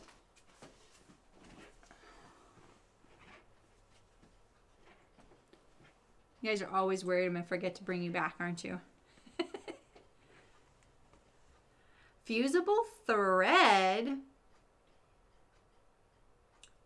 Woo, Kathleen. I'm curious. Does it leave the texture of the thread in the hem? Callie tunic and dress up bias binding at the top of the. Oh, okay. Yeah, that is cool. All right, so I'm going to stitch my facing down first. And so this is one of those areas where you don't want to get torquing, so I'm going to put some pins in because I tend to be a little too cavalier. So I'm going to put some pins in. If I was really worried about, what is that? Oh, it's just the print. If I was really worried about torquing, and by torquing I mean like you're stitching your facing on this side, but then what if you get some diagonal lines on this side? If I was really worried about that, I would sew from this side. I know it's a little bit awkward, but you can feel your edge of your facing. And even if you didn't get your facing perfectly at the edge here, it's going to be fine. No one's going to see the inside of it, and then at least you know on the outside it looks beautiful. I do that a lot. I stitch a lot of things from the outside because I just don't trust myself, especially hems on pockets and things like that, back pockets. I really want the pocket to be straight and parallel to the folded edge. And on the inside of the pocket, that's kind of hard to see if your pocket edge is serged and you've got it folded. There's a lot of things that distract my eye to make that, like, I don't have as many guidelines to make sure I've got that like nice parallel stitching line to that fold edge. And this is a good place to do that. I mean, you can already see that, like, this idea that I've been telling you. I don't know if you can even see this. This edge, because it's been stitched a couple times, it's a little tighter. And so this it has a lot of potential to give me trouble and give me some torque lines here, because this is all free still and loose and fluffy, you know. So I'll give it a shot. And one of the ways I'm going to combat it is by pulling. Like I push this like this, and I kind of curve it like this and kind of keep it all as flat as possible. I'm not going to necessarily curve it. I'm going to kind of manage it, you know.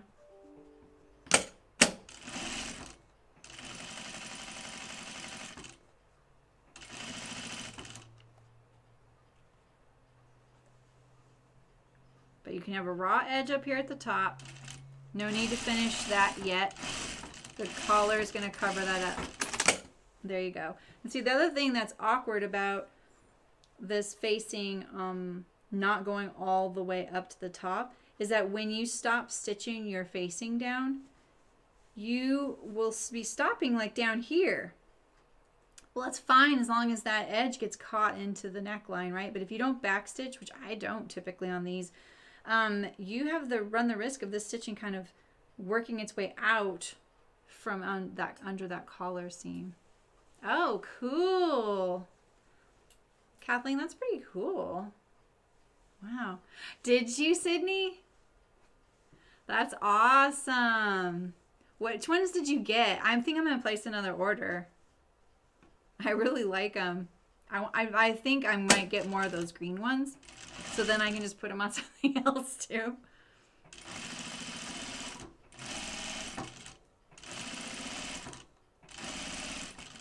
Yeah, I don't even know if I have buttons for this. I only need like 3, which is great.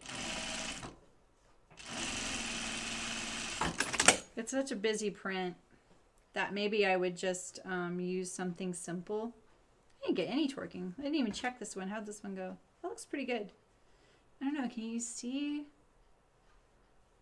a little bit the bubbling because of the double gauze? It's not a big deal. All right. So now I have the collar stand, and most of you know that I always mention this. I like to start from the inside and go to the outside. I'm going to trim this edge so that all edges are the same. And I've got nice, smooth collar transition or neckline transitions, especially at these shoulders. And I'm going to look at it on this side too. Yeah, I saw someone post that they got some from her. And they have these really glittery ones. They're actually kind of cool. I'm not into glitter, but I like the way those kind of look. I'm not trimming this down to the lining. I'm just getting rid of some of these rough edges there. I'm going to need every little bit there.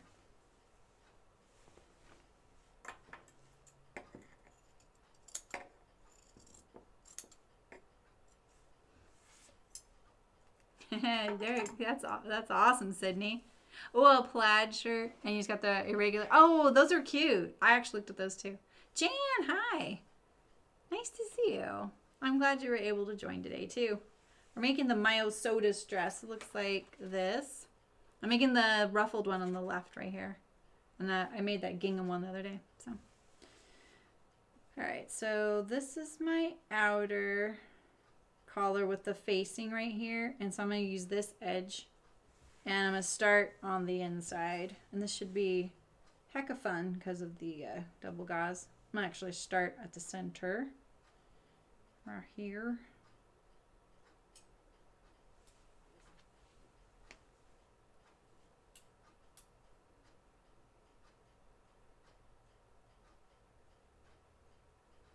Okay. So I like to do my center and then my shoulder.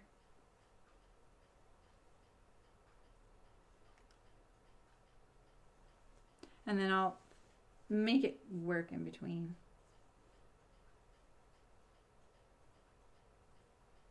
The only good news about I'm sewing this to double gauze is that the other one's double gauze too. Like it's, right? It goes to itself.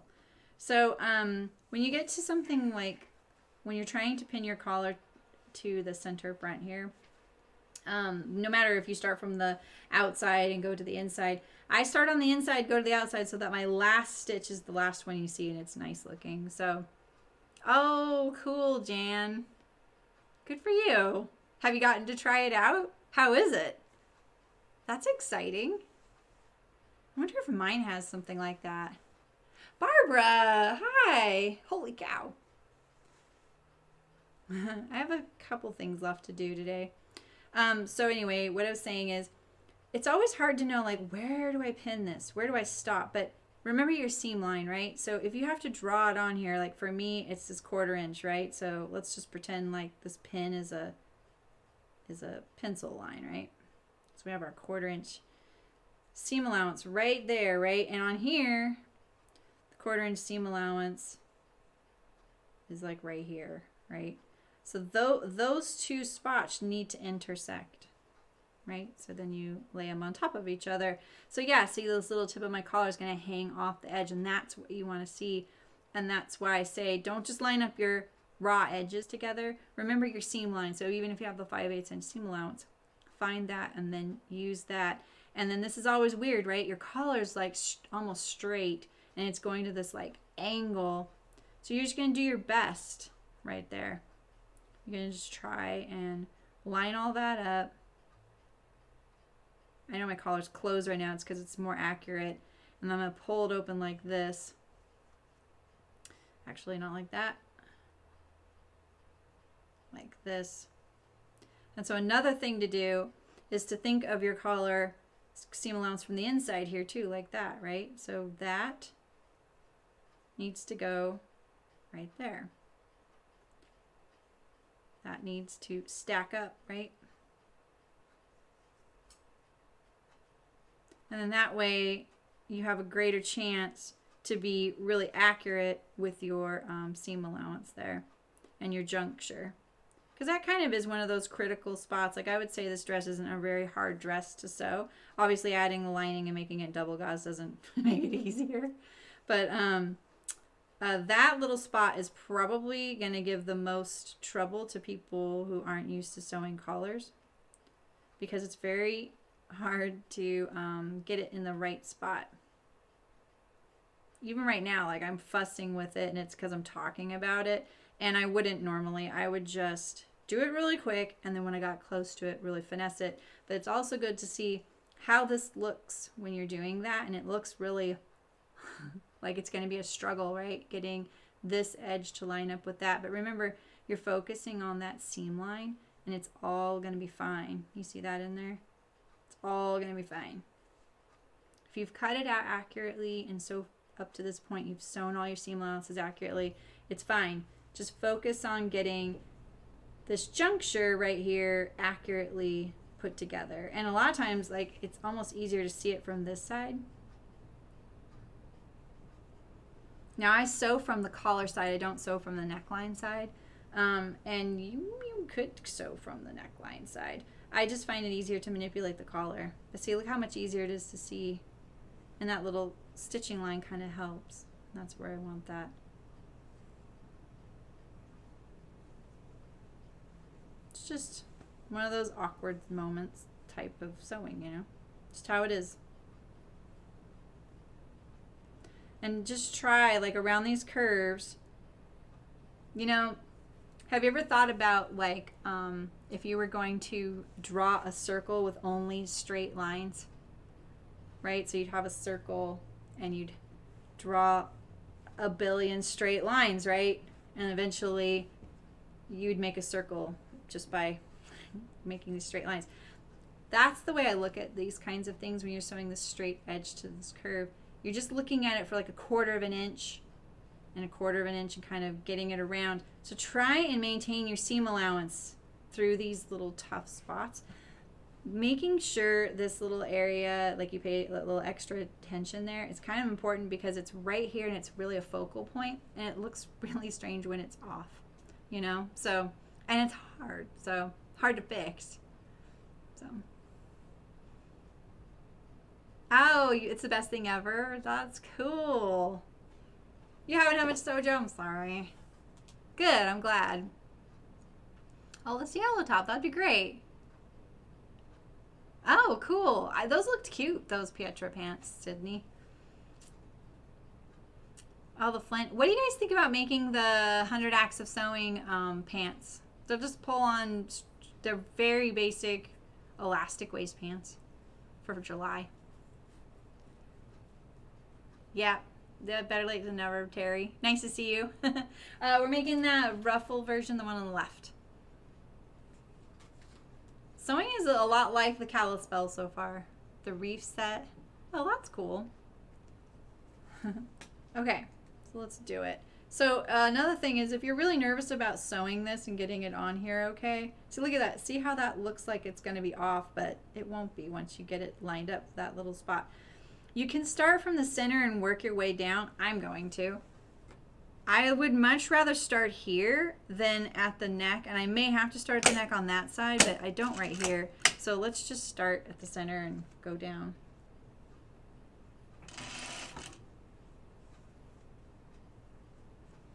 So yeah, so remember my neck is curved and my collar is straight, and so I do find kind of pulling it up like this. Why is my stitch seems all of a sudden really long? Like it was really fast. Hey Lynn, the perfect woven summer shell. The bow top by Seamwork is probably good. It is cropped and really wide though. Summer shell. You want woven, right? Yeah. Do you want a sleeve or no sleeve, Lynn? The willow tank is a great tank. I'm wearing the willow tank dress right now. I think the changes I would make is making the neck scooped more. And I might even narrow the straps. But I've made a few of these, and I made one on the bias, and favorite tank top.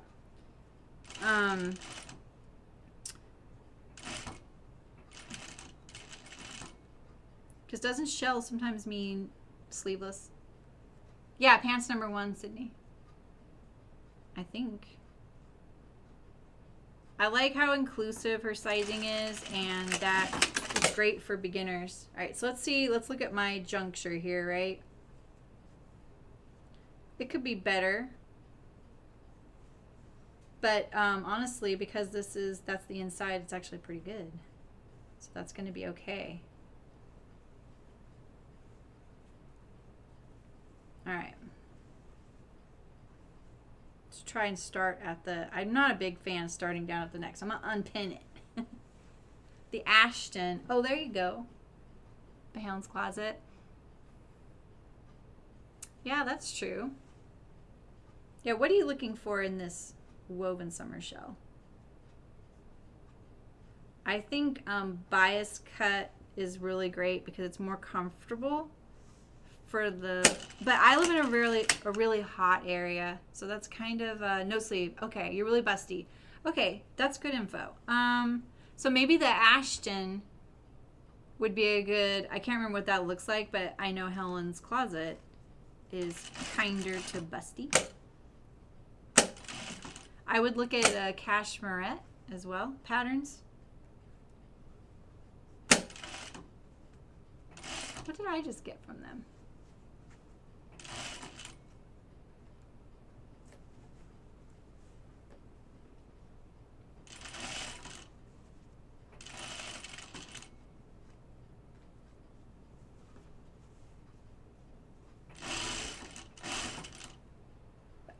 Excuse me. All right, let's see how I did. I feel like I got a little tuck. Oh no, didn't. Wow. All right, that went pretty good. Let's see how my juncture is here. That's also okay. I will live with that right there. That's fine. All right, so I'm gonna clip my neckline now. The Ashton has darts. Perfect. Oh, do they, Brooke? Brooke is sincere. She says they have a good shell. I figured they might. What did I just get? I'm gonna sneeze again. Excuse me.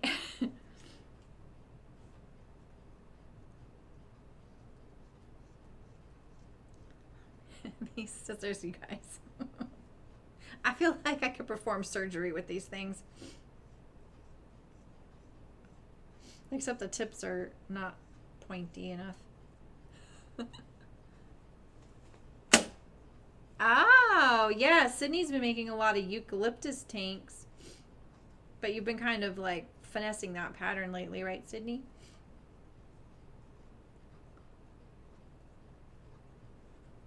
All right. Okay, and so now I'm going to finish my collar stand quickly before all these little threads drive me crazy. I'm actually going to pin the top of my collar down like this so I don't lose that nice edge at the top too. Nice, Brooke. Do you know what it's called?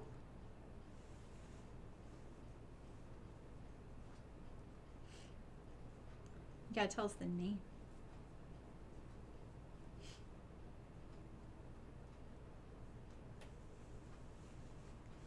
And I'm gonna start at the center or thereabouts.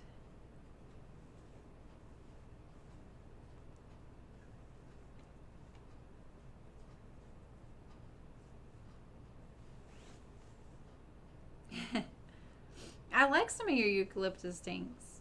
They look good.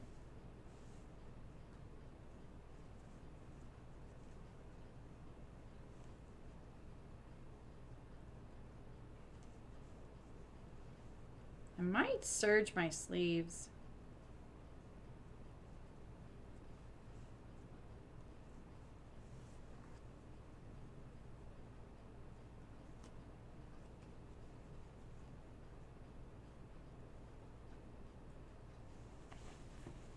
I'm always telling you guys, put your garment up on the table so it's not pulling down. That's exactly what mine was doing. Pulling down.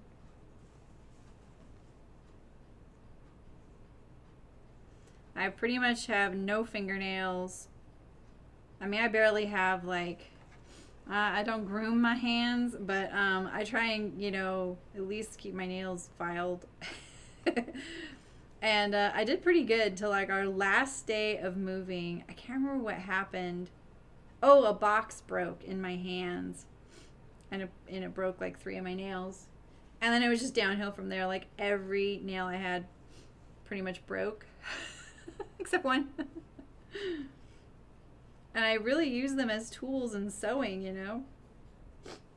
It's kind of funny.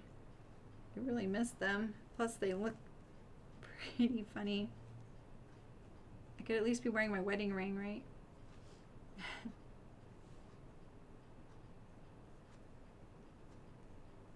Is that the stitch line? That's the stitch line, okay.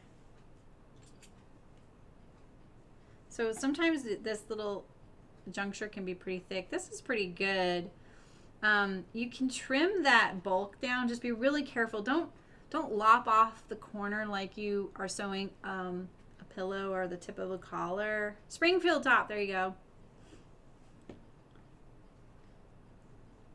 What do you think of that one, Lynn?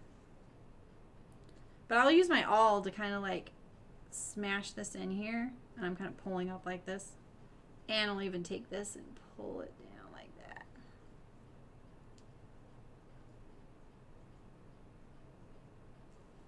Just like that.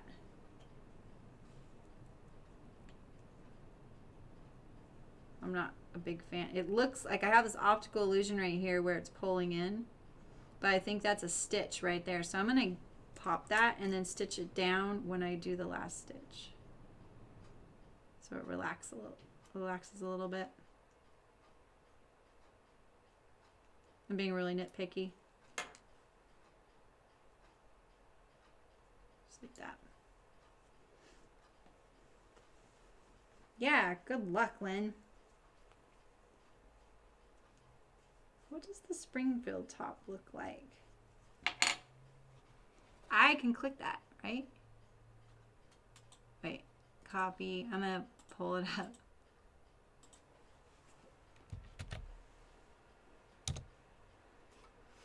Oh, yeah. That's cute. I like that it has the princess seams option and the yoke, back yoke. Yeah. It's not just a, you know, straight up tank. You can actually do some stuff, something interesting with it. Very cute. Maybe I should have gotten that one on their sale.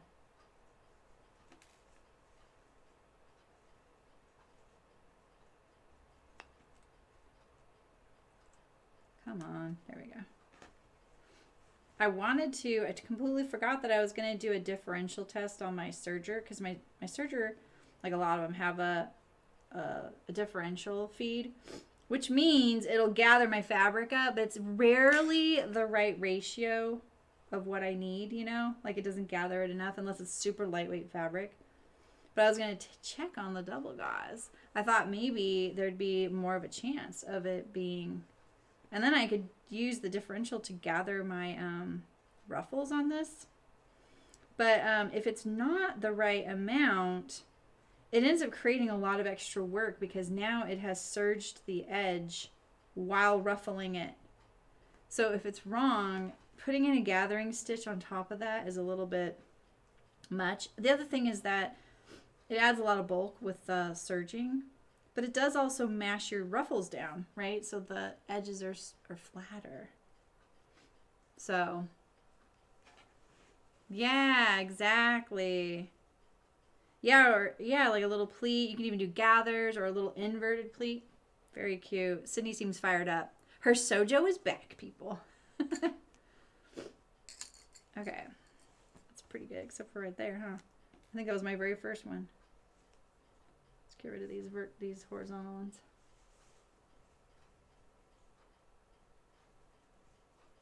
Now, I never know, like, if I've clipped the neckline. After I sewed it right, I clipped the neckline on the body. But the thing I'm turning under right now and stitching down to the shirt, that wasn't clipped. So it is kind of fighting you in a way, you know? Like, it's not in your imagination. It is not sewing to something the same size anymore or treated the same way because you didn't clip this edge. And clipping it can be kind of disastrous if you can't maintain control of it. I don't clip it. And I've wanted to, though, in the past. I'm going to start center back so that my back stitch is back here.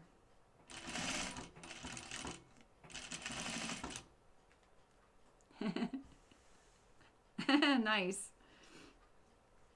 Sydney always has us at work with her. I love it. Yeah, people in gaming streams think it's funny that, like, if they don't see me on the weekends. I'm like, yeah, it's because I only watch you when I'm at work. They're like, what? I just have it on in the background. I think I should have spent more time pinning this.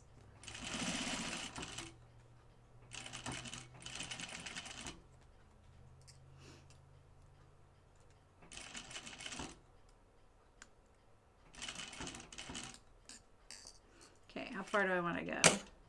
I'm going to go right there. I think I just had to skip stitch.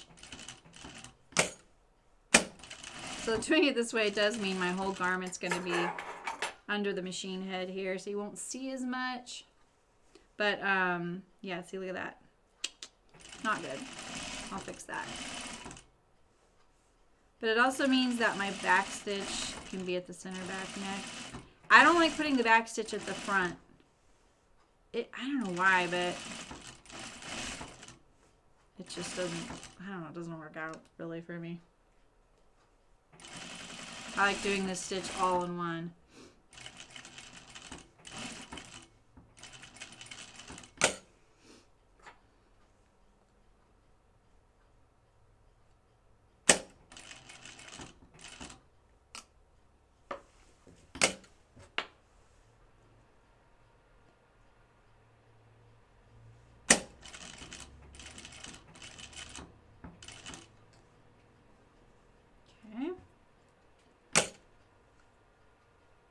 And see that, because I didn't clip it, what I think that is that the double gauze is wrapping around the poplin, which is a less forgiving weave, right? It's tighter. That's my interfacing layer. And so it does want to pull it out. It wants it to do this right here.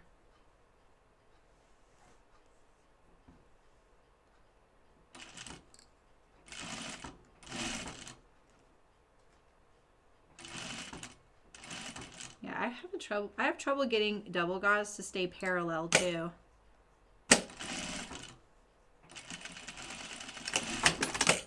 Alright. That looks okay. I think I want to fix this little section right here. Right here. I'm just going to fix that real quick.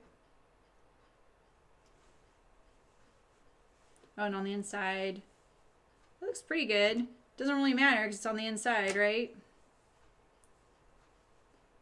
That's probably why I had a little trouble right there, is because, oh no, it's actually pulled away. Okay, good. Well, that's good. All right, I'm just going to start this right here to right about here.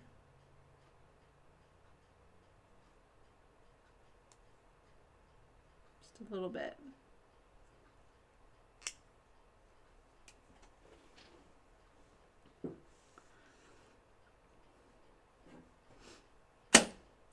Well, do you mean like finish your edge first, Ray? Serge, like finish the edge first and then you gather. Some folks do that. I've done that many times. And it is nice to maintain the edge and keep it, you know, ravelly free. Ravel free. So, I already washed this, Kathleen. It doesn't, I don't remember it shrinking a lot, but it doesn't wrinkle really badly. It does this kind of floofy thing. Not like the double gauze you see for kids stuff, baby stuff. That stuff is, you know, of course, that stuff's very much rumples up a lot, right? So, where to start that? Right there? Okay. You have to get the garment stuff. Otherwise, you will kind of like be kind of, it'll look like you're wearing cheesecloth. Washed cheesecloth. So, yeah. And I've heard not all double gauzes are the same. Boy, do I hate taking this out. I know there's another question there. Sorry, just a second. I don't want to take my eyes off it because I can snag this stuff so easily. So, what fabric would what do you want to make, Sherry?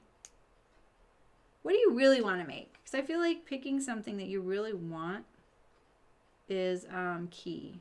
Something you're going to really want and you really want to finish. I think just sticking to things like cotton lawn, and poplins and things like that are very, very stable fabrics. Their uses are, there's a lot of uses for them, but they're probably not as common as what you would buy and ready to wear. So in practice, it's kind of like, I like this fabric, but it's not normally what I would wear, you know? Oh, yeah, maybe. Maybe, Ray. Yeah, maybe. That's a good thought. So, like, if you want something flowy, rayon can be a little tricky to work with in some ways, but it's also very forgiving, fit-wise. So, it's not a knit, but at the same time, it's so drapey that it does kind of help smooth over some fit issues. To a point, right? Because something that's cotton and more tightly woven is going to get hung up on your body a little more, right? Rather than rayon, it's going to kind of glide off. Not off, but away. You know, if you're a quilter and you're used to using quilting cotton, it's kind of like a lot of new garment sews get really sucked into using quilting cottons because they're so cute, you know. But there's not a lot of garments you can sew quilting cotton in unless they're on the bias or it's a bottom, like a skirt or something. I think I made that a little bit worse, but I'll fix that later if it bugs me, so that we can get onto the sleeve since we've been streaming for a bit. So, I forgot my label. Where is Megan? Oh, really, Barbara? Yeah. Yeah, and so, like, Rachel from Oak Blue was saying, oh, try the double gauze from Atelier Brunette. This is from Hearts, and it's a Japanese, I think, double gauze, and it's definitely nicer to work with than the stuff the Hedgehog was on. I can't remember. I feel like I was able to tell you guys where that was from because Megan really wanted some. So, that might be in the video. I could probably find out. So, and it wasn't like bad quality. It was just the edges, these edges right here, peeled away from each other. They did this. Yeah, did you see that gingham one I made, Sherry? So you can see the other view, you know, with the V that it pulls away. It's really nice. Okay. We're getting into some sleeve fun. I like sleeves. I'm going to do a little French seam here at the underarm, but I'm going to probably serge my armhole to save some time today. Yeah, quilting cottons are not for clothing, they're for quilting. But the thing is, you know, fabrics at the fabric store were pretty stale for a long time. You knew when you went to House of Fabrics or Joanne Fabrics, wherever, what you were going to find, right? And there were a lot of polyesters. And the garment fabrics were more geared towards like prom and wedding, right? So when more change started happening in fabric stores, especially like the smaller quilting stores, it started in quilting fabrics first. So it started in quilting fabrics first. So all of these cute prints started coming out, and a lot of us garment sews were like, well, wait a minute, you know?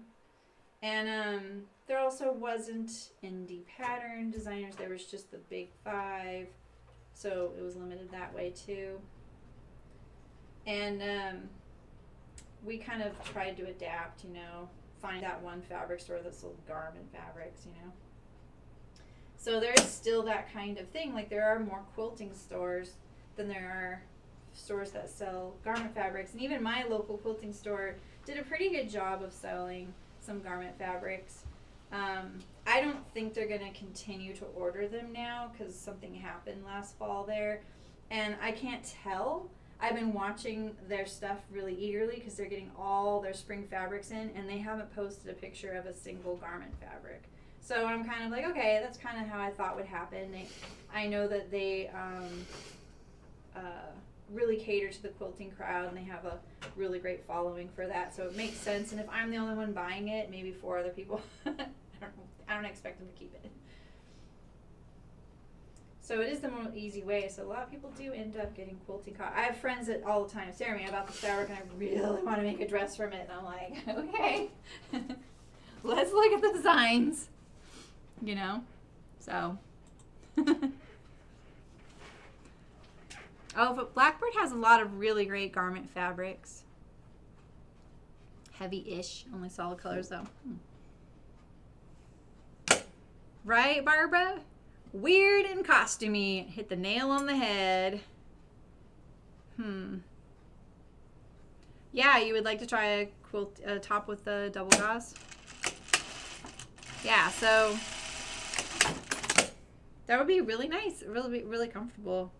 How many things have you sewn so far? Like, what are you into sleeves, or would you like a tank top? Because that one they mentioned earlier, the Springfield top or the Willow tank, you know, those would be really great choices in a double gauze. Scout tee, good one, Barbara. Yeah, and if you want sleeves, the Scout tee. There's not a lot of ease in that sleeve, so just I find all the Grain Line Studio armholes need to be dropped a bit. Unless you have really small arms, then you're fine, I think. But I really love all their patterns, you know. Okay, so let's see. I'm going to put in the sleeve right now.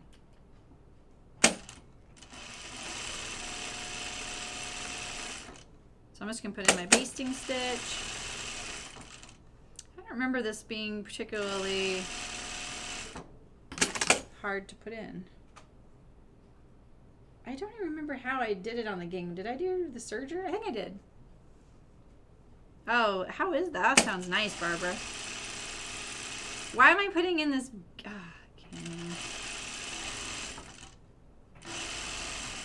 Usually you would put this easing stitch much closer to the seam line than I just did. I don't know what I was thinking. Usually you want to put it just inside your seam allowance, and I put it about a 1/4 inch away. That's exciting, Sherry. Oh, yeah.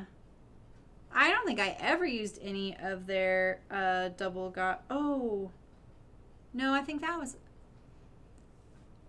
So, I feel the same way, Sherry. But as Brooke famously told me, and this is going to sound like it wasn't a nice thing to say, but it was actually a brilliant thing to say. She says, you know, they're not going to get any better. They look great now. So go with it. And she was absolutely right, because I was really struggling with living in a hot climate and wearing sleeveless things all the time, and I didn't really like my arms.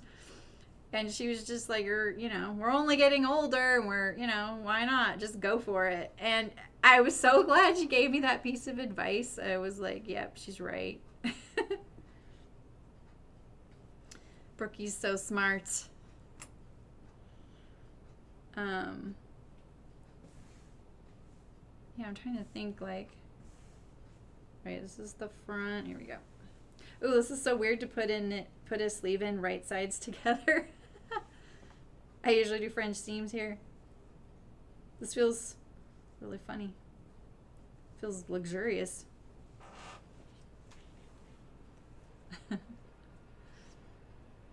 Yeah, I think my Dahlia dress that first thing I ever made out of double gauze was a Dahlia dress by Colette.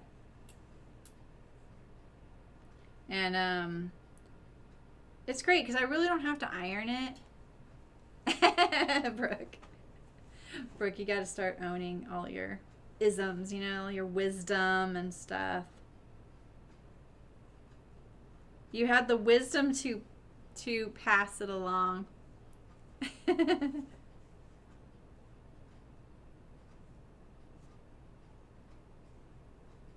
It was needed.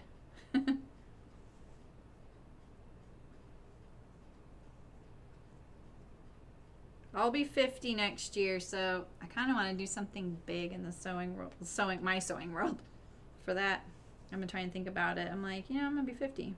I finally get to officially be in the Sew Over 50 club. I'm down for that. All right, that looks all pretty good. See, when you put this gathering line too far away from the seam allowance, it's not accurate. So definitely put it near to the seam line. I'll put in a couple more pins. Try and get it all up here. All right. Here's my ruffles.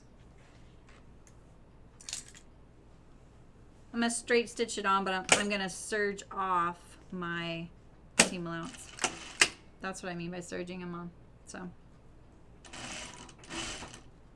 if you told me that about a bathing suit, though, I don't know.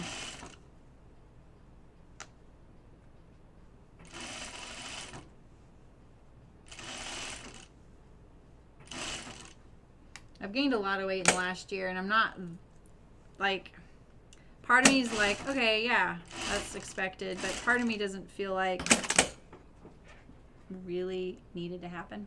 And I think it's because of the fire and stuff like that, closing a business, not exercising enough.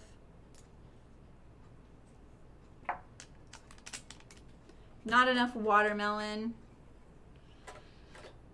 I blame everything on not enough watermelon.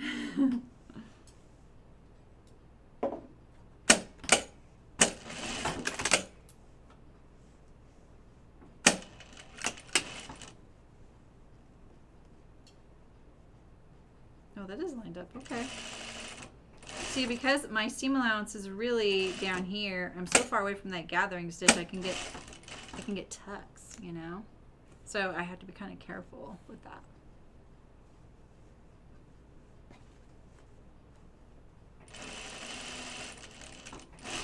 It'll be easy to remove this though. The good news about serging my sleeves, it's really easy to remove my gathering stitch. A little trickier at the French seam.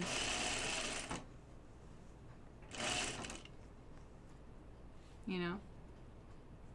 Right? That's so true, Brooke.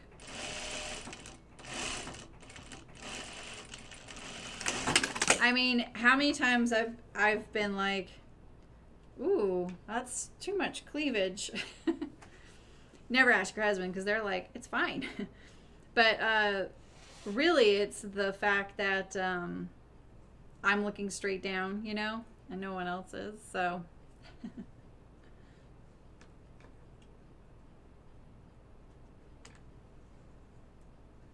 All right. Let's see. That's where I change my bobbin right there. So I was like getting rid of all these little threads here. Looks good. Let's put our other one in, and then I'm gonna serge them. I didn't set up the camera for that, but I think we can handle it. And then for the ruffle, you know, I actually don't know, is the ruffle folded in half? I think it's hemmed. I think they just don't show the hem line, you know?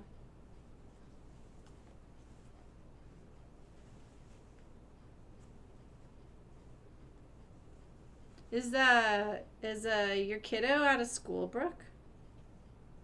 Is he done? Finally?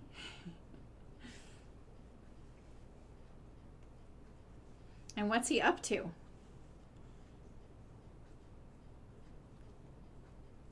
See, so you know how sometimes it's really hard to ease in the cap? I find this part, I don't add the easing stitch down here in the underarm, which this is the underarm with the underarm seam.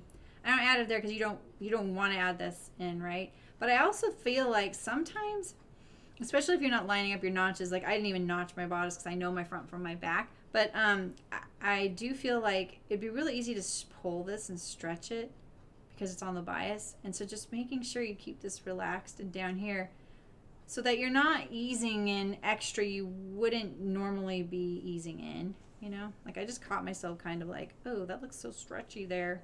This isn't because I stay stitched it first because of the lining. So. Aw, congratulations. Same with my nephew. God, that's so funny. They're in the exact same grade. I don't think I ever put that together. What a big guy. Congratulations. I think middle school is really cool. I didn't even gather this yet. Shoot. Shoot. All I did was pin it. This one's pretty easy though. I kind of like this sleeve. I was talked a lot about how to put a lift in it during the cutting stream. Stay-at-home camp, so much fun. Did you ever watch that show Miranda? Something Miranda. It's British. She's so funny. And her mother always says, such fun. That show was like, I loved that show. And it hasn't played anymore. That woman is so hilarious. So cute. Miranda. I'm pretty sure that's her name. Such fun.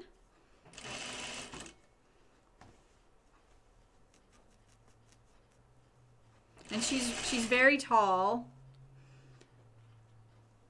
And she's looking, I mean, like just the humor surrounding it. She's so good at I don't know, it's just really good. It's really funny. But her mom's pretty funny in it. I think her mom's famous too. In the show. He's almost 5'3". Oh my gosh, he's almost taller than me. I'm like 5'4.5". Holy moly. Well, your husband's tall and you're tall. cool. Dang. This is my pet peeve. I do this to myself all the time. I don't know if you can even see it. I will start stitching down here at the underarm, right? And I always think, this time, Sarah, it's not going to happen. You didn't do it. You did good. And I start my stitching and it's straight. So basically, I'm going to exaggerate it. This is my stitching where the awl is. And then when I come down around here on the curve, I stitch here. And so I have this little tail of stitching right there. Like this time it's one stitch, but I've done like 2 stitches and I have to take it out.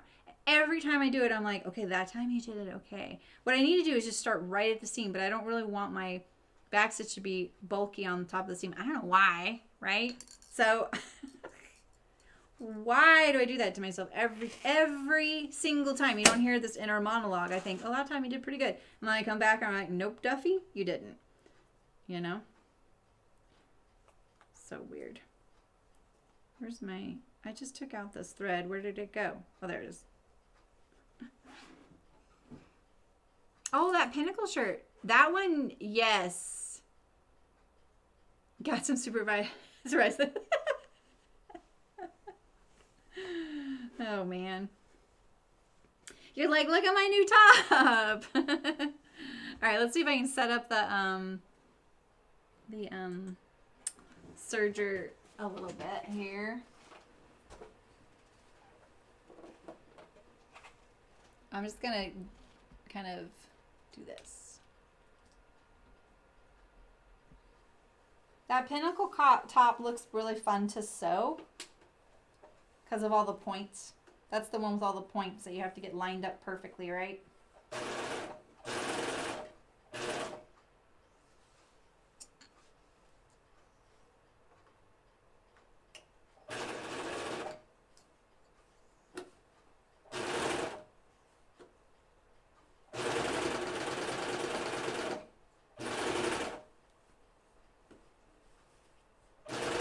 This is the most awkward way for me to serge, and I have to say it's a little dangerous as far as like hurting my garment. Not a fan. I can't set up another camera though. My computer won't allow it.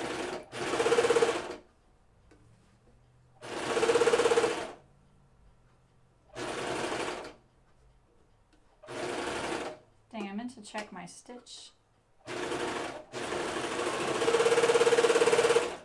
My stitch tension, it was a little tight.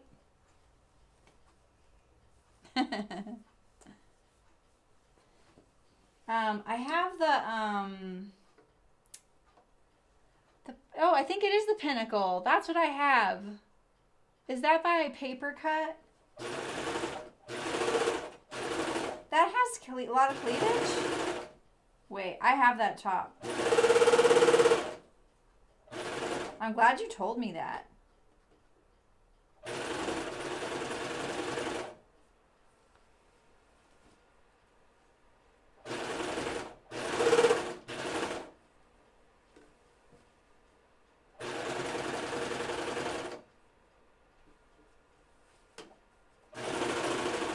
I'm really making sure I don't catch my bodice.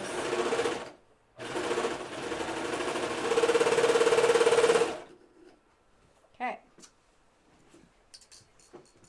Was it paper cut? Let me go get it. I think that's it. I have that one. I want to make it.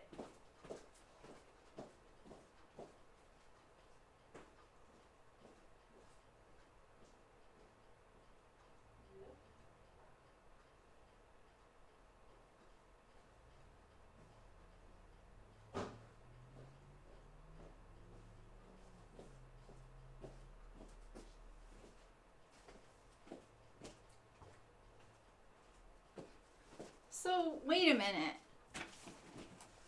Ah, okay. Because that's not low cut, but you're talking about one of those views, right?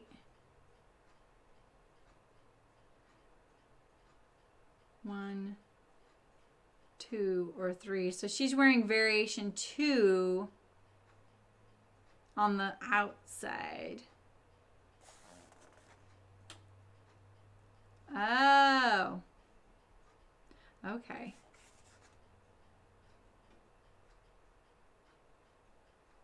I'm so glad you said that. I kind of want to make a scrappy version of that. You know?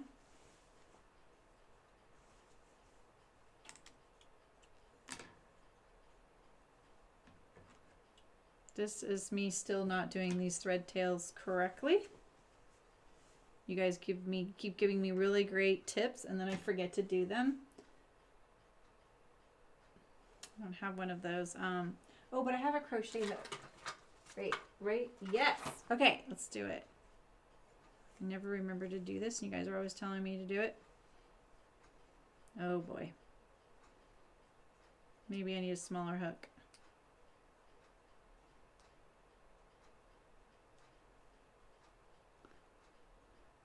The one on the left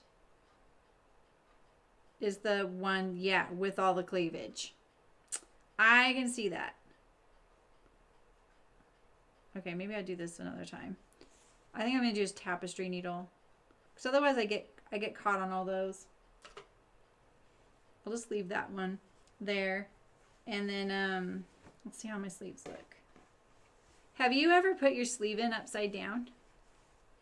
Like one time, oh look at that, there's some snags in the fabric. One time I put the underarm, I lined up the underarm seam to the shoulder seam.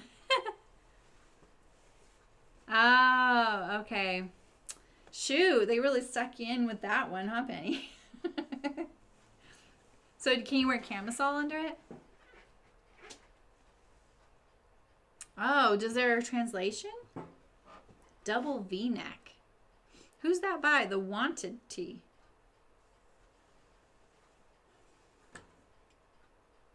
If Claire's here, she might know. All right, so let's see. I just want to look at the instructions real quick. This is also a French company.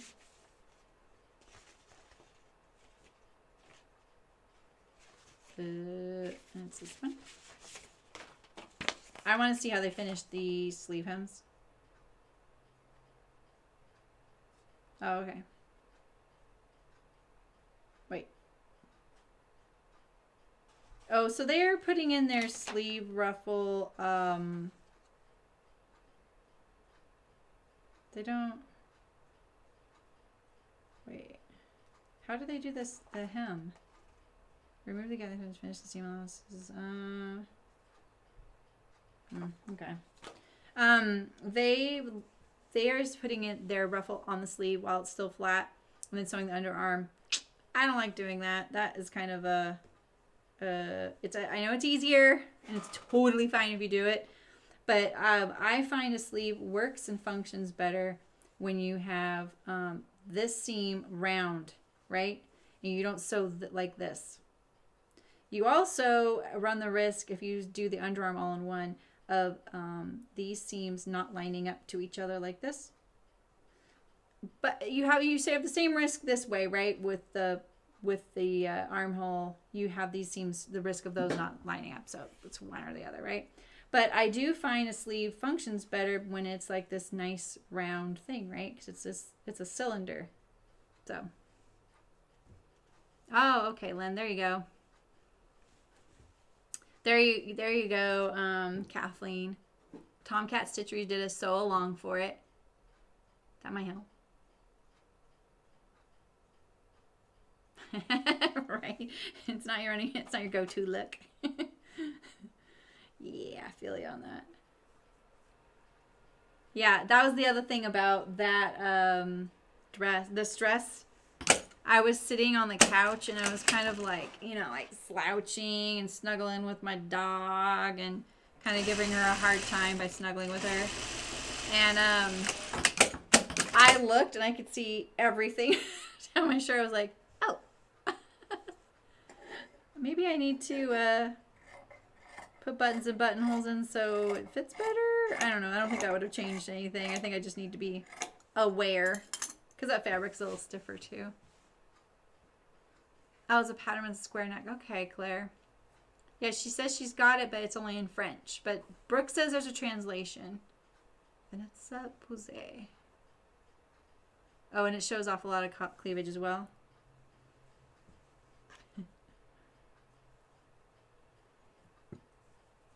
I don't know why I am so shy about that. But it's not, I'm not comfortable with it. And when I see people really comfortable with it, I'm kind of jealous that they're really comfortable with it. You know? Awesome, Tanya. Thanks for telling me that.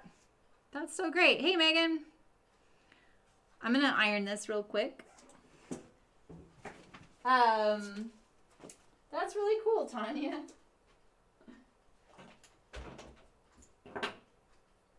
Okay. I just did a little French seam on this, so I wanted to iron it.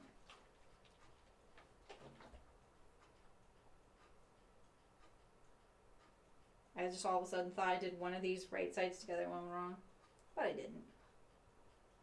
Oh, I have the wrong camera, huh? Whoop.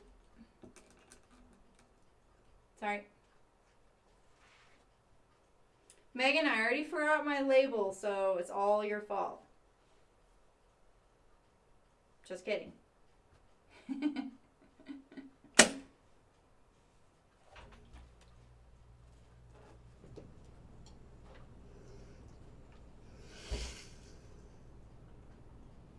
I think I can trim this better. I'm still going to iron it, and I'm going to trim it better at the machine. That was kind of jagged. And I kind of want it to be a little narrower.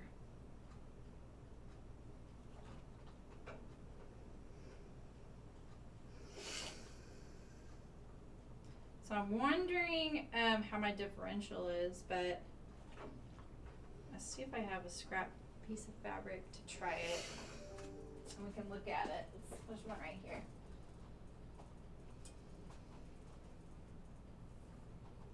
I'm gonna cut it straight off so you can tell. And it measures 13 inches back.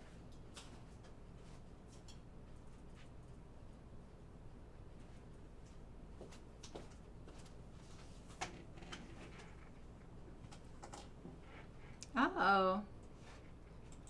I don't think I've I need to go look around. I don't think I've sewn any arc patterns.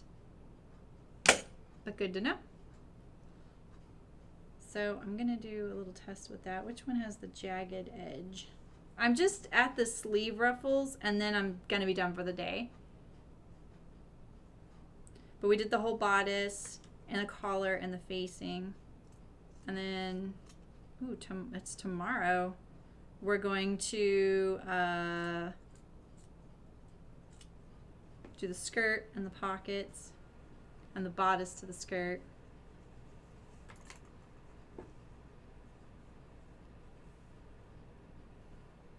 So now this, I do kind of wish there was like this little, like, attachment I could swing around and trim seams right on the fly, right now, instead of doing it like this, you know?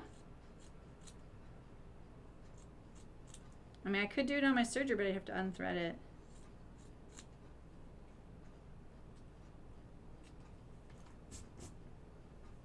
Alright, so let's do the seam and before it unravels anymore, and then I'm gonna check my differential. I was thinking about trying, so I saw one of my shirts the other day, I was wearing it and I was ironing it and I hadn't noticed it, but in the shoulder seam on one side, some little threads are sticking out from the French seam. So I failed to get all of it in there. And I was wondering if I could use my amazing little lint shaver for my sweaters, because I have this really great one that my friend's mom gave me that I love. Like, I've actually like fixed my couch with it where the cats had scratched, and I was like, maybe it would take care of, I mean, if it takes care of that, why can't it take care of French seam threads. I keep meaning to try it out. I gotta figure out which shirt that was. The Monty dress. Which one's that? By Style Arc. Style Arc. That's the name of them. Let me see the Monty dress. Or can one of you put a link to it, and then I'll look at it. Do you, if you have a, like, what I like to encourage people to do is find someone to send it to us to sew, because it's better for me if I don't have to make myself clothes all the time, because I don't need more clothes. And so what I partner with Hearts Fabric, and they will send me the fabric, the pattern, everything I need. I make it, we stream it, and then I send it back to them. So they get to hang it in their store and it's theirs. I don't get to keep it. And that's fine. I get to usually keep the pattern, and that's awesome. That's hugely generous enough. And so that's ideal for me. I mean, it's nice if I want it, but at the same time, I just don't need more clothes, and I want lots of things. So I'm looking for more fabric stores to do that with. I'm going to hem this. I actually kind of looked at that, but maybe I didn't look at it close enough. But I'm just going to do a 3/8 hem. Just roll hem and fold it twice 3/8 before I put it on the garment. Why not? Right? Like, it'll be easier to hem now than when it's on the dress. So, which one's the Monty?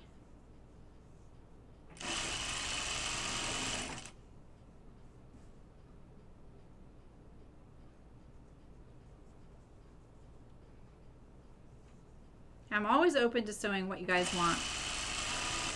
Always. Like, I want to sew what you guys want. But I also think, like, if we could get more folks to send us the project, I will be sewing more variety of things than just things I want. You know, like, I want to make sure it's a variety of things. That went pretty good. Press one way, the seam, and press the other way.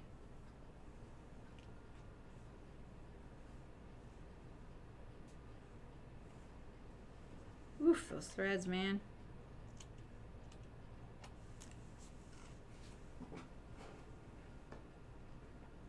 Oh, cool. You thought all pattern, oh, you thought all of them were in sale.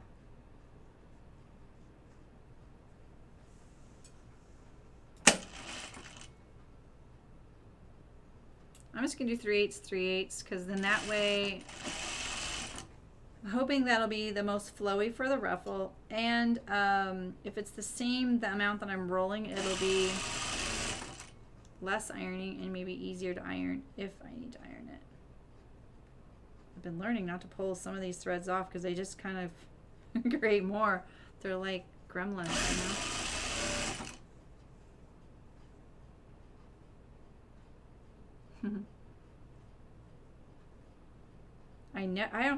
I think the only thing I've ever bought sewing related on Amazon is rotary blades, because I stopped carrying them at Joann's.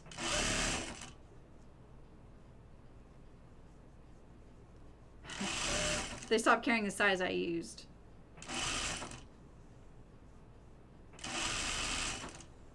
That was always a bummer. Like, I couldn't get wholesale on something like that when I had a factory, right?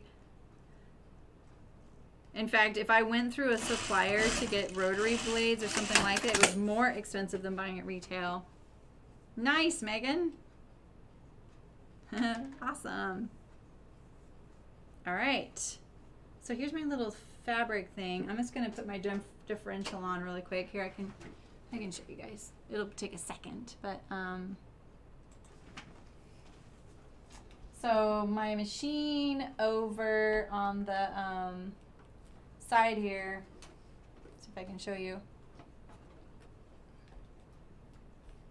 Oh boy. I don't know if I can. Right here on my, oh my gosh, this is kind of epic. Right here. This is the differential. I put a D on it so I wouldn't forget what it was when I first got it. And so you can make things go together or stretch it out. Oh, really, Claire? What do you mean you have to print them all 3 times? Oh my gosh. So they're separate? Alright, so actually I want to go to the top. I'm going to do the 2, and I think that's 2 to 1. So let's see.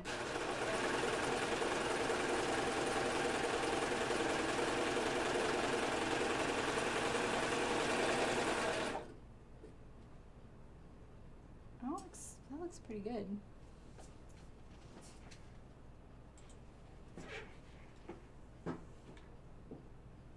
Okay, so that was 13 to begin with. And now it's like 9. So, I mean, it's about 25%. Just do some math here.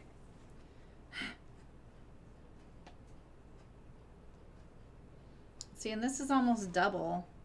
So it wouldn't be enough. Oh well. It was worth a try. Bummer. That would have been so great though, wouldn't it? I've just been disappointed by that so many times. The only time it's ever worked was on some fabric that was like the lining. Something that will really, really, really gather up easily. What just fell off the back? Do I have anything back there?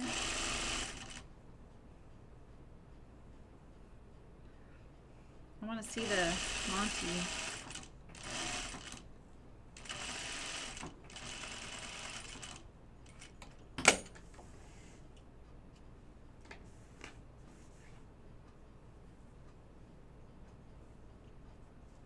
Oh, I thought that was the seam.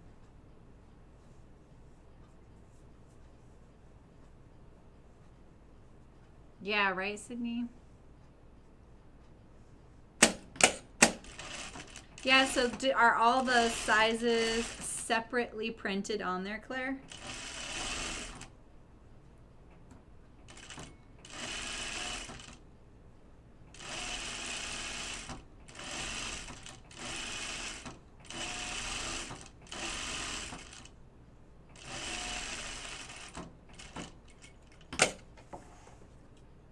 I'm gonna put 2 rows. Sorry, guys.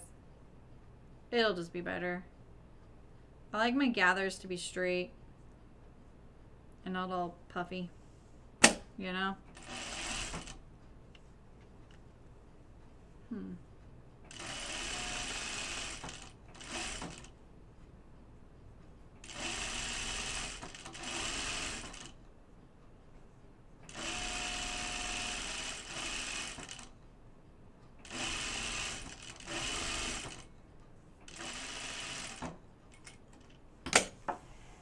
Three files. Oh. So if you wanted like your bodice to grade like between sizes, you'd have to print out all 3. Yeah, I can see that's kind of an odd thing. I mean, if there are only 3 sizes, I'm surprised they're not nested. Because I've thought about that. Like, if I were to start a garment company, what would I do based on what I hear people complain about or want? Oh, interesting. So, and I've thought, like, when I first started sewing, and there were only the the big 5 fabric or pattern companies, which there still are, but that was our only choice. The patterns came in size ranges. Do you guys remember that? So it would be 6, 8, 10, 12, 14, 16, and those would be separate patterns, right? So if you needed to grade between sizes, you had to buy 2 patterns. And then they eventually combined it all. They allowed it so that all sizes are on one pattern, but now we have this jumble of lines, right? So but you know, we can buy 1 pattern, right? So they're trying, but at the same time, like, it just created another issue. And I kind of would like to go back to that, you know, like those groups, but bigger group. Like, so say, your size range, you know, included these sizes, you could say, oh, this pattern will be 6, 8, 10, 12. And then the next pattern would be 10, 12, 14, 16. So they would overlap by a couple, so that you don't have to buy 2 different patterns. And then you're only looking at 4 lines, and rather than 12 lines for your pattern, right? Where is my other thread? There's that one. Oh, here it is. It's really close to this.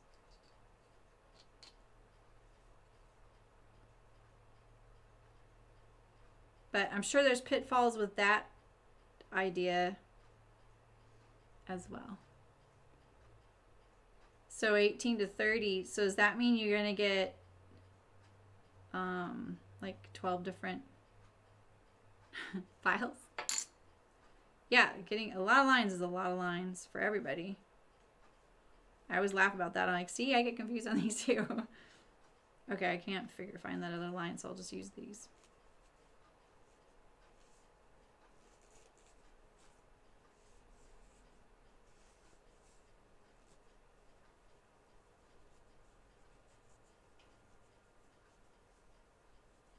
Alright, so if you're not ruffling yours, you can just hem your sleeve. And if you haven't cut yours out yet and you aren't putting a ruffle on, you might want to add a sleeve hem or straighten out your sleeve line.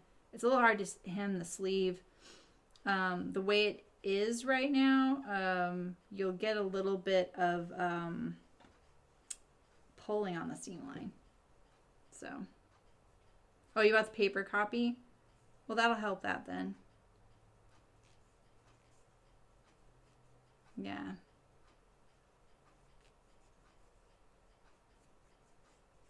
Oh, okay. What did you get, Megan? Which ones did you get?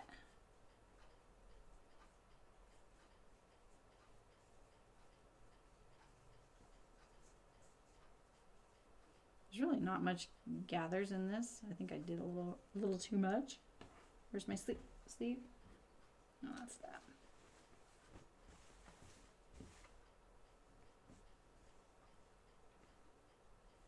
Close. That's a lot of threads. So like Ray's idea of like maybe stay stitching the edge might be a good one. Not on all pattern companies though, Sydney. You know? Cashmere just added layered sizes to theirs. The other thing is like if you want to only print the sizes you want, a lot of printing companies don't do that. You know, and they don't do it on the print at home. So it is nice to be able to see it. I mean, I like that Itch to Stitch. She does it in color. So even though if you are with a printer that won't print the layers you want on her patterns, at least you can opt for paying a few bucks and getting color, and then you can see what you like. Oh, minimal sewing instructions. The style arc is sounding sounding like they're controversial.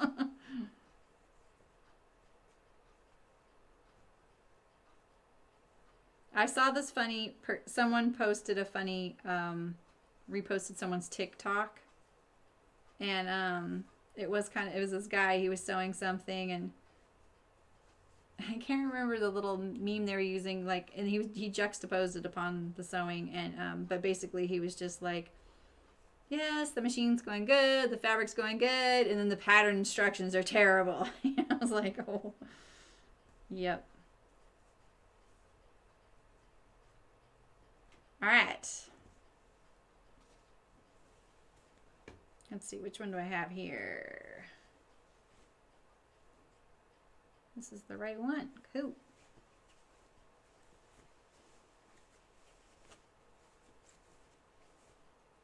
I like to sew on the gather side, so I'm gonna put it inside the sleeve. And I always sew from the inside of the sleeve like this, so that's why I do it that way. Oh, that was my pin cushion that fell. That's what it was. The Brooklyn and Lauren. Yeah, it really is, Sydney. I wonder how hard that is to do.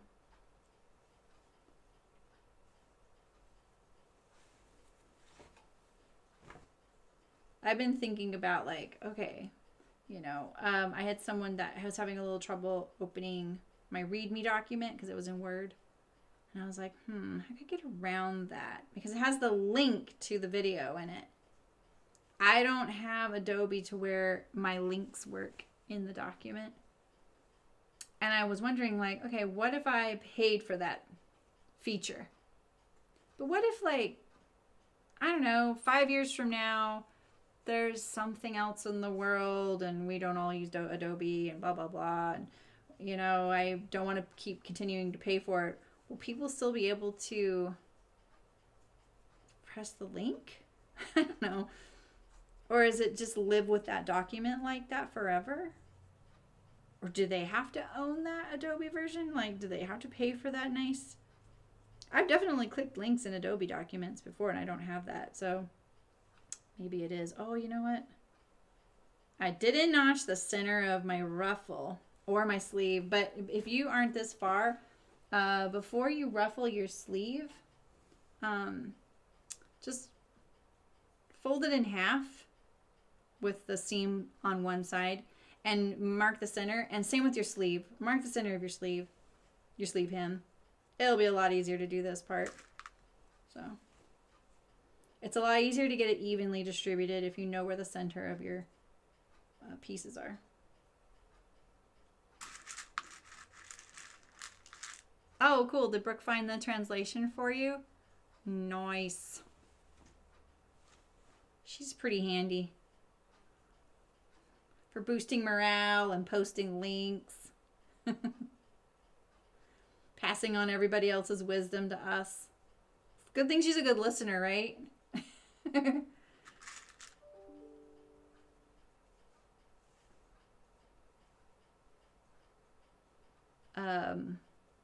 Yeah, this double gauze is very thready.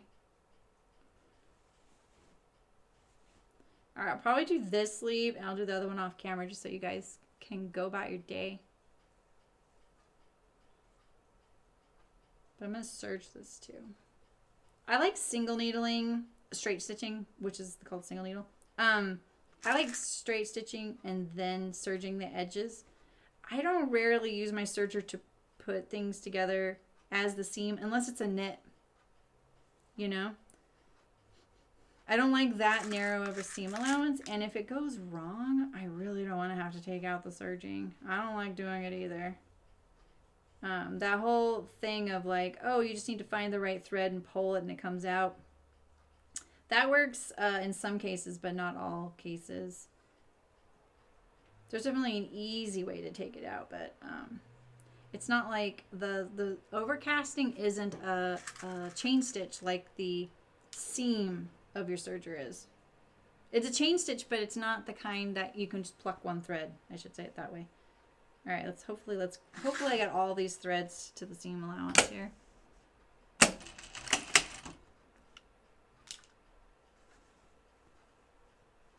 But now I can kind of make sure. I'm gonna look inside here. Get all these threads to the seam allowance. Distribute the gathers a little nicer.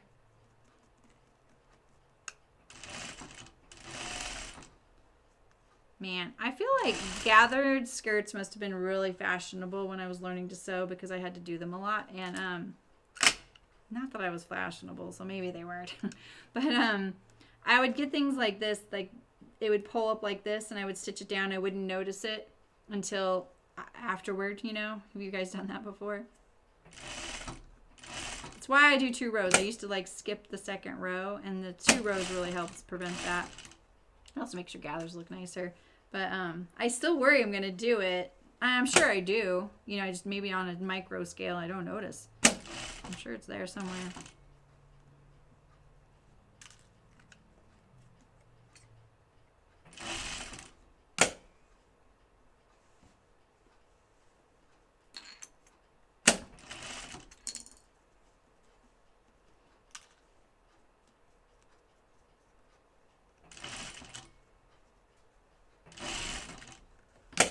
I've definitely even serged my gathers before I've attached because it got this bad. The threading got so bad.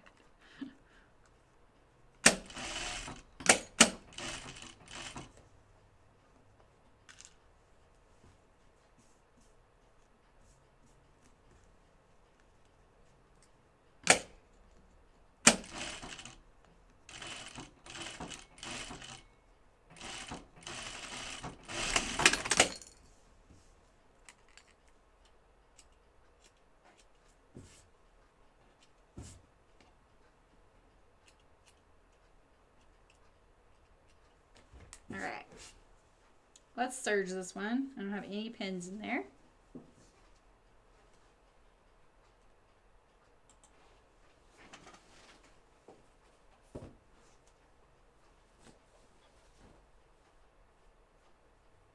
Where's the underarm? Here we go.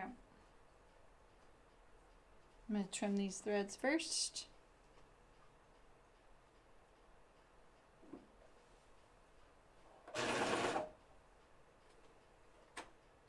I make the length a little shorter.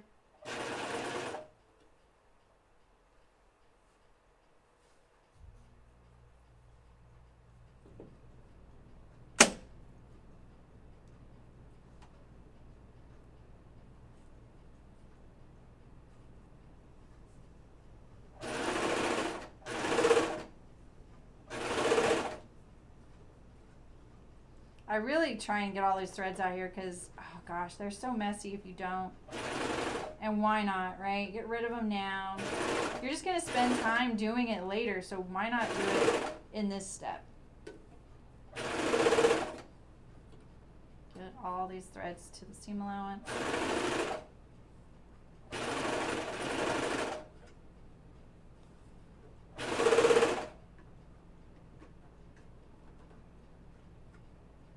Ooh.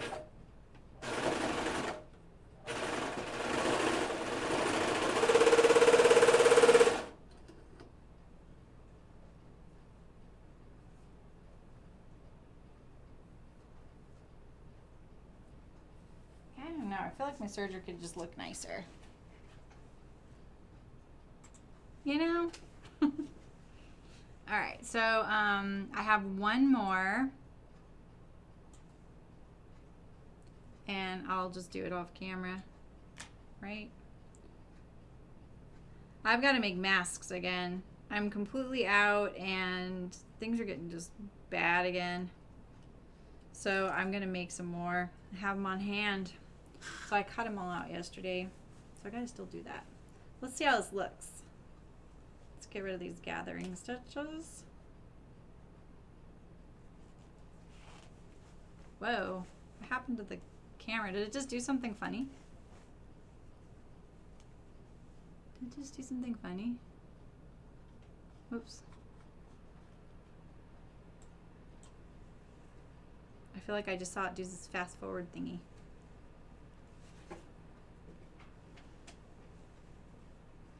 Maybe I didn't. Oh yeah, it did do something. Woo! You see that? That was weird.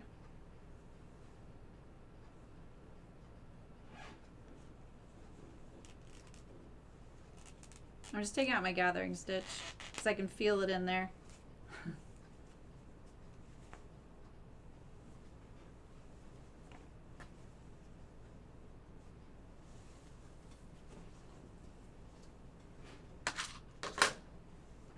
All right. What do we think? I know this isn't most of your guys' cup of tea, but I think it's really cute. And I'm going to stitch this up. So let's do that next. But I'm going to make sure my gathering stitches are gone.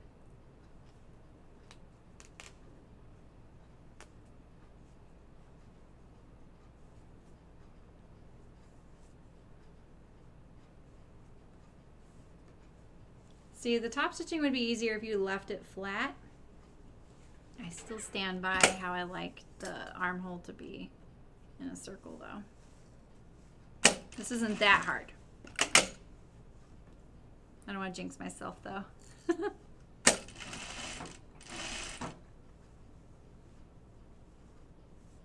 Oh, thanks. Like 11 of you have already liked this. Thank you. It's awesome. You guys are on it.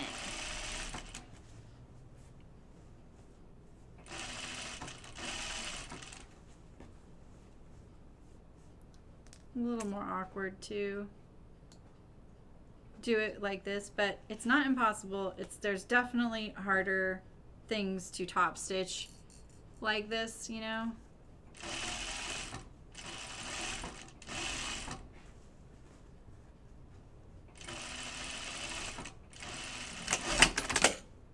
So, okay.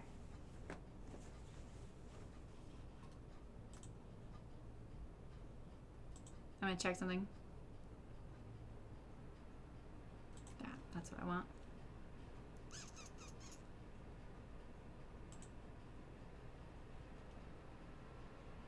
Okay, so I have 1/2 done here. This looks good.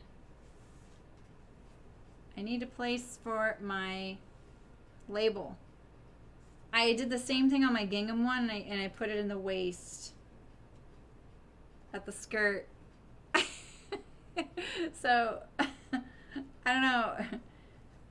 It's nicer if it's in the collar stand, obviously, but it's too late.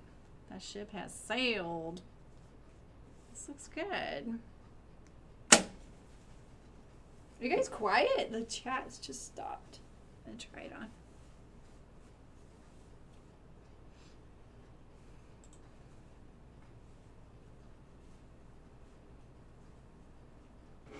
Yeah. I like it. Sorry, it's so washed out. Yay.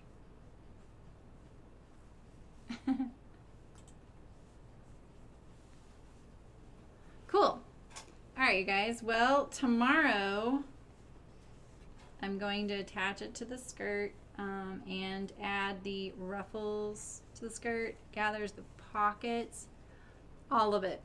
Yeah, very quiet. Okay. And I don't know about the buttons and buttonholes yet. So there's the natural V right here.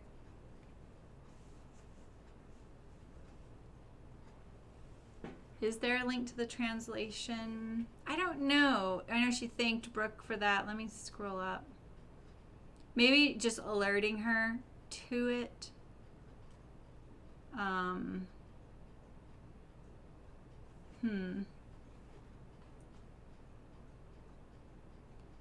Oh, a double-eyed needle. I just saw that, Barbara. I think it's just because she probably alerted her to it. It will, Sydney. It will. It's so funny how things are so important, and then you're like, there's no way I could leave my office for a week, and then you get back and you're like, what was I doing? What was so important? So, yeah, this is why this kind of clenched it. Seeing this fabric kind of clenched it for this dress. I saw it and I was like, oh yeah, that I can picture as that Myosotis. Just be warned that the ruffles are really wide, so if you don't use a 54-inch or wider fabric, you're gonna have to cut your ruffles on the cross grain, which is fine. That's what I did. But if the print doesn't, if your print has like birds on it, your birds are gonna be sideways. Emma and her machine link. What? Yeah, thanks, Ray. Me too. I'm looking forward to this one. Cool. Well, I'm also I'm looking forward to the needle sharp box I'm gonna get. That's another shirt dress. I like shirt dresses. I don't consider the Cali shirt dress the style of shirt dress. I mean, I understand why that's a shirt dress as well, because it's like more like a shirt, you know. But the shirt waist dress is I really like that style, and that's why I did this one first. This is kind of a nice little modern take on the shirt dress. So, yeah. I'm happy. I'm happy. It's nice to be able to throw it on, too. And I know it'll fit. Cool. All right, guys. Well, I will see you tomorrow, and we're going to finish it up. And have a great rest of your day. The link for the wanted tee was to Emma and her machine. Oh, okay. See, I didn't see the link. So it must be up in chat somewhere, or it doesn't show for me. Brooke's allowed to post links, so that makes sense that she would have posted one. I saw her earlier link for the that cashmere top. What was that called? I totally forgot the name of it. But yeah. Cool. Night, Claire. Sleep well. All right, and I am going to be sewing some masks this afternoon and shipping orders, and I will see you guys tomorrow, 11 a.m. Pacific, same time, same place. Be here. Wait, be there or be square? Is that really it? Bon nuit. Yep. It was in the chat. Okay, see, I couldn't see it. That's so weird. That's weird. Huh. Oh, well. Well, I don't know what else I have to say, but I'll see you tomorrow. If I remember, I'll tell you then. So, bye, guys. Have a really great rest of your afternoon, too. All right? See ya. Bye.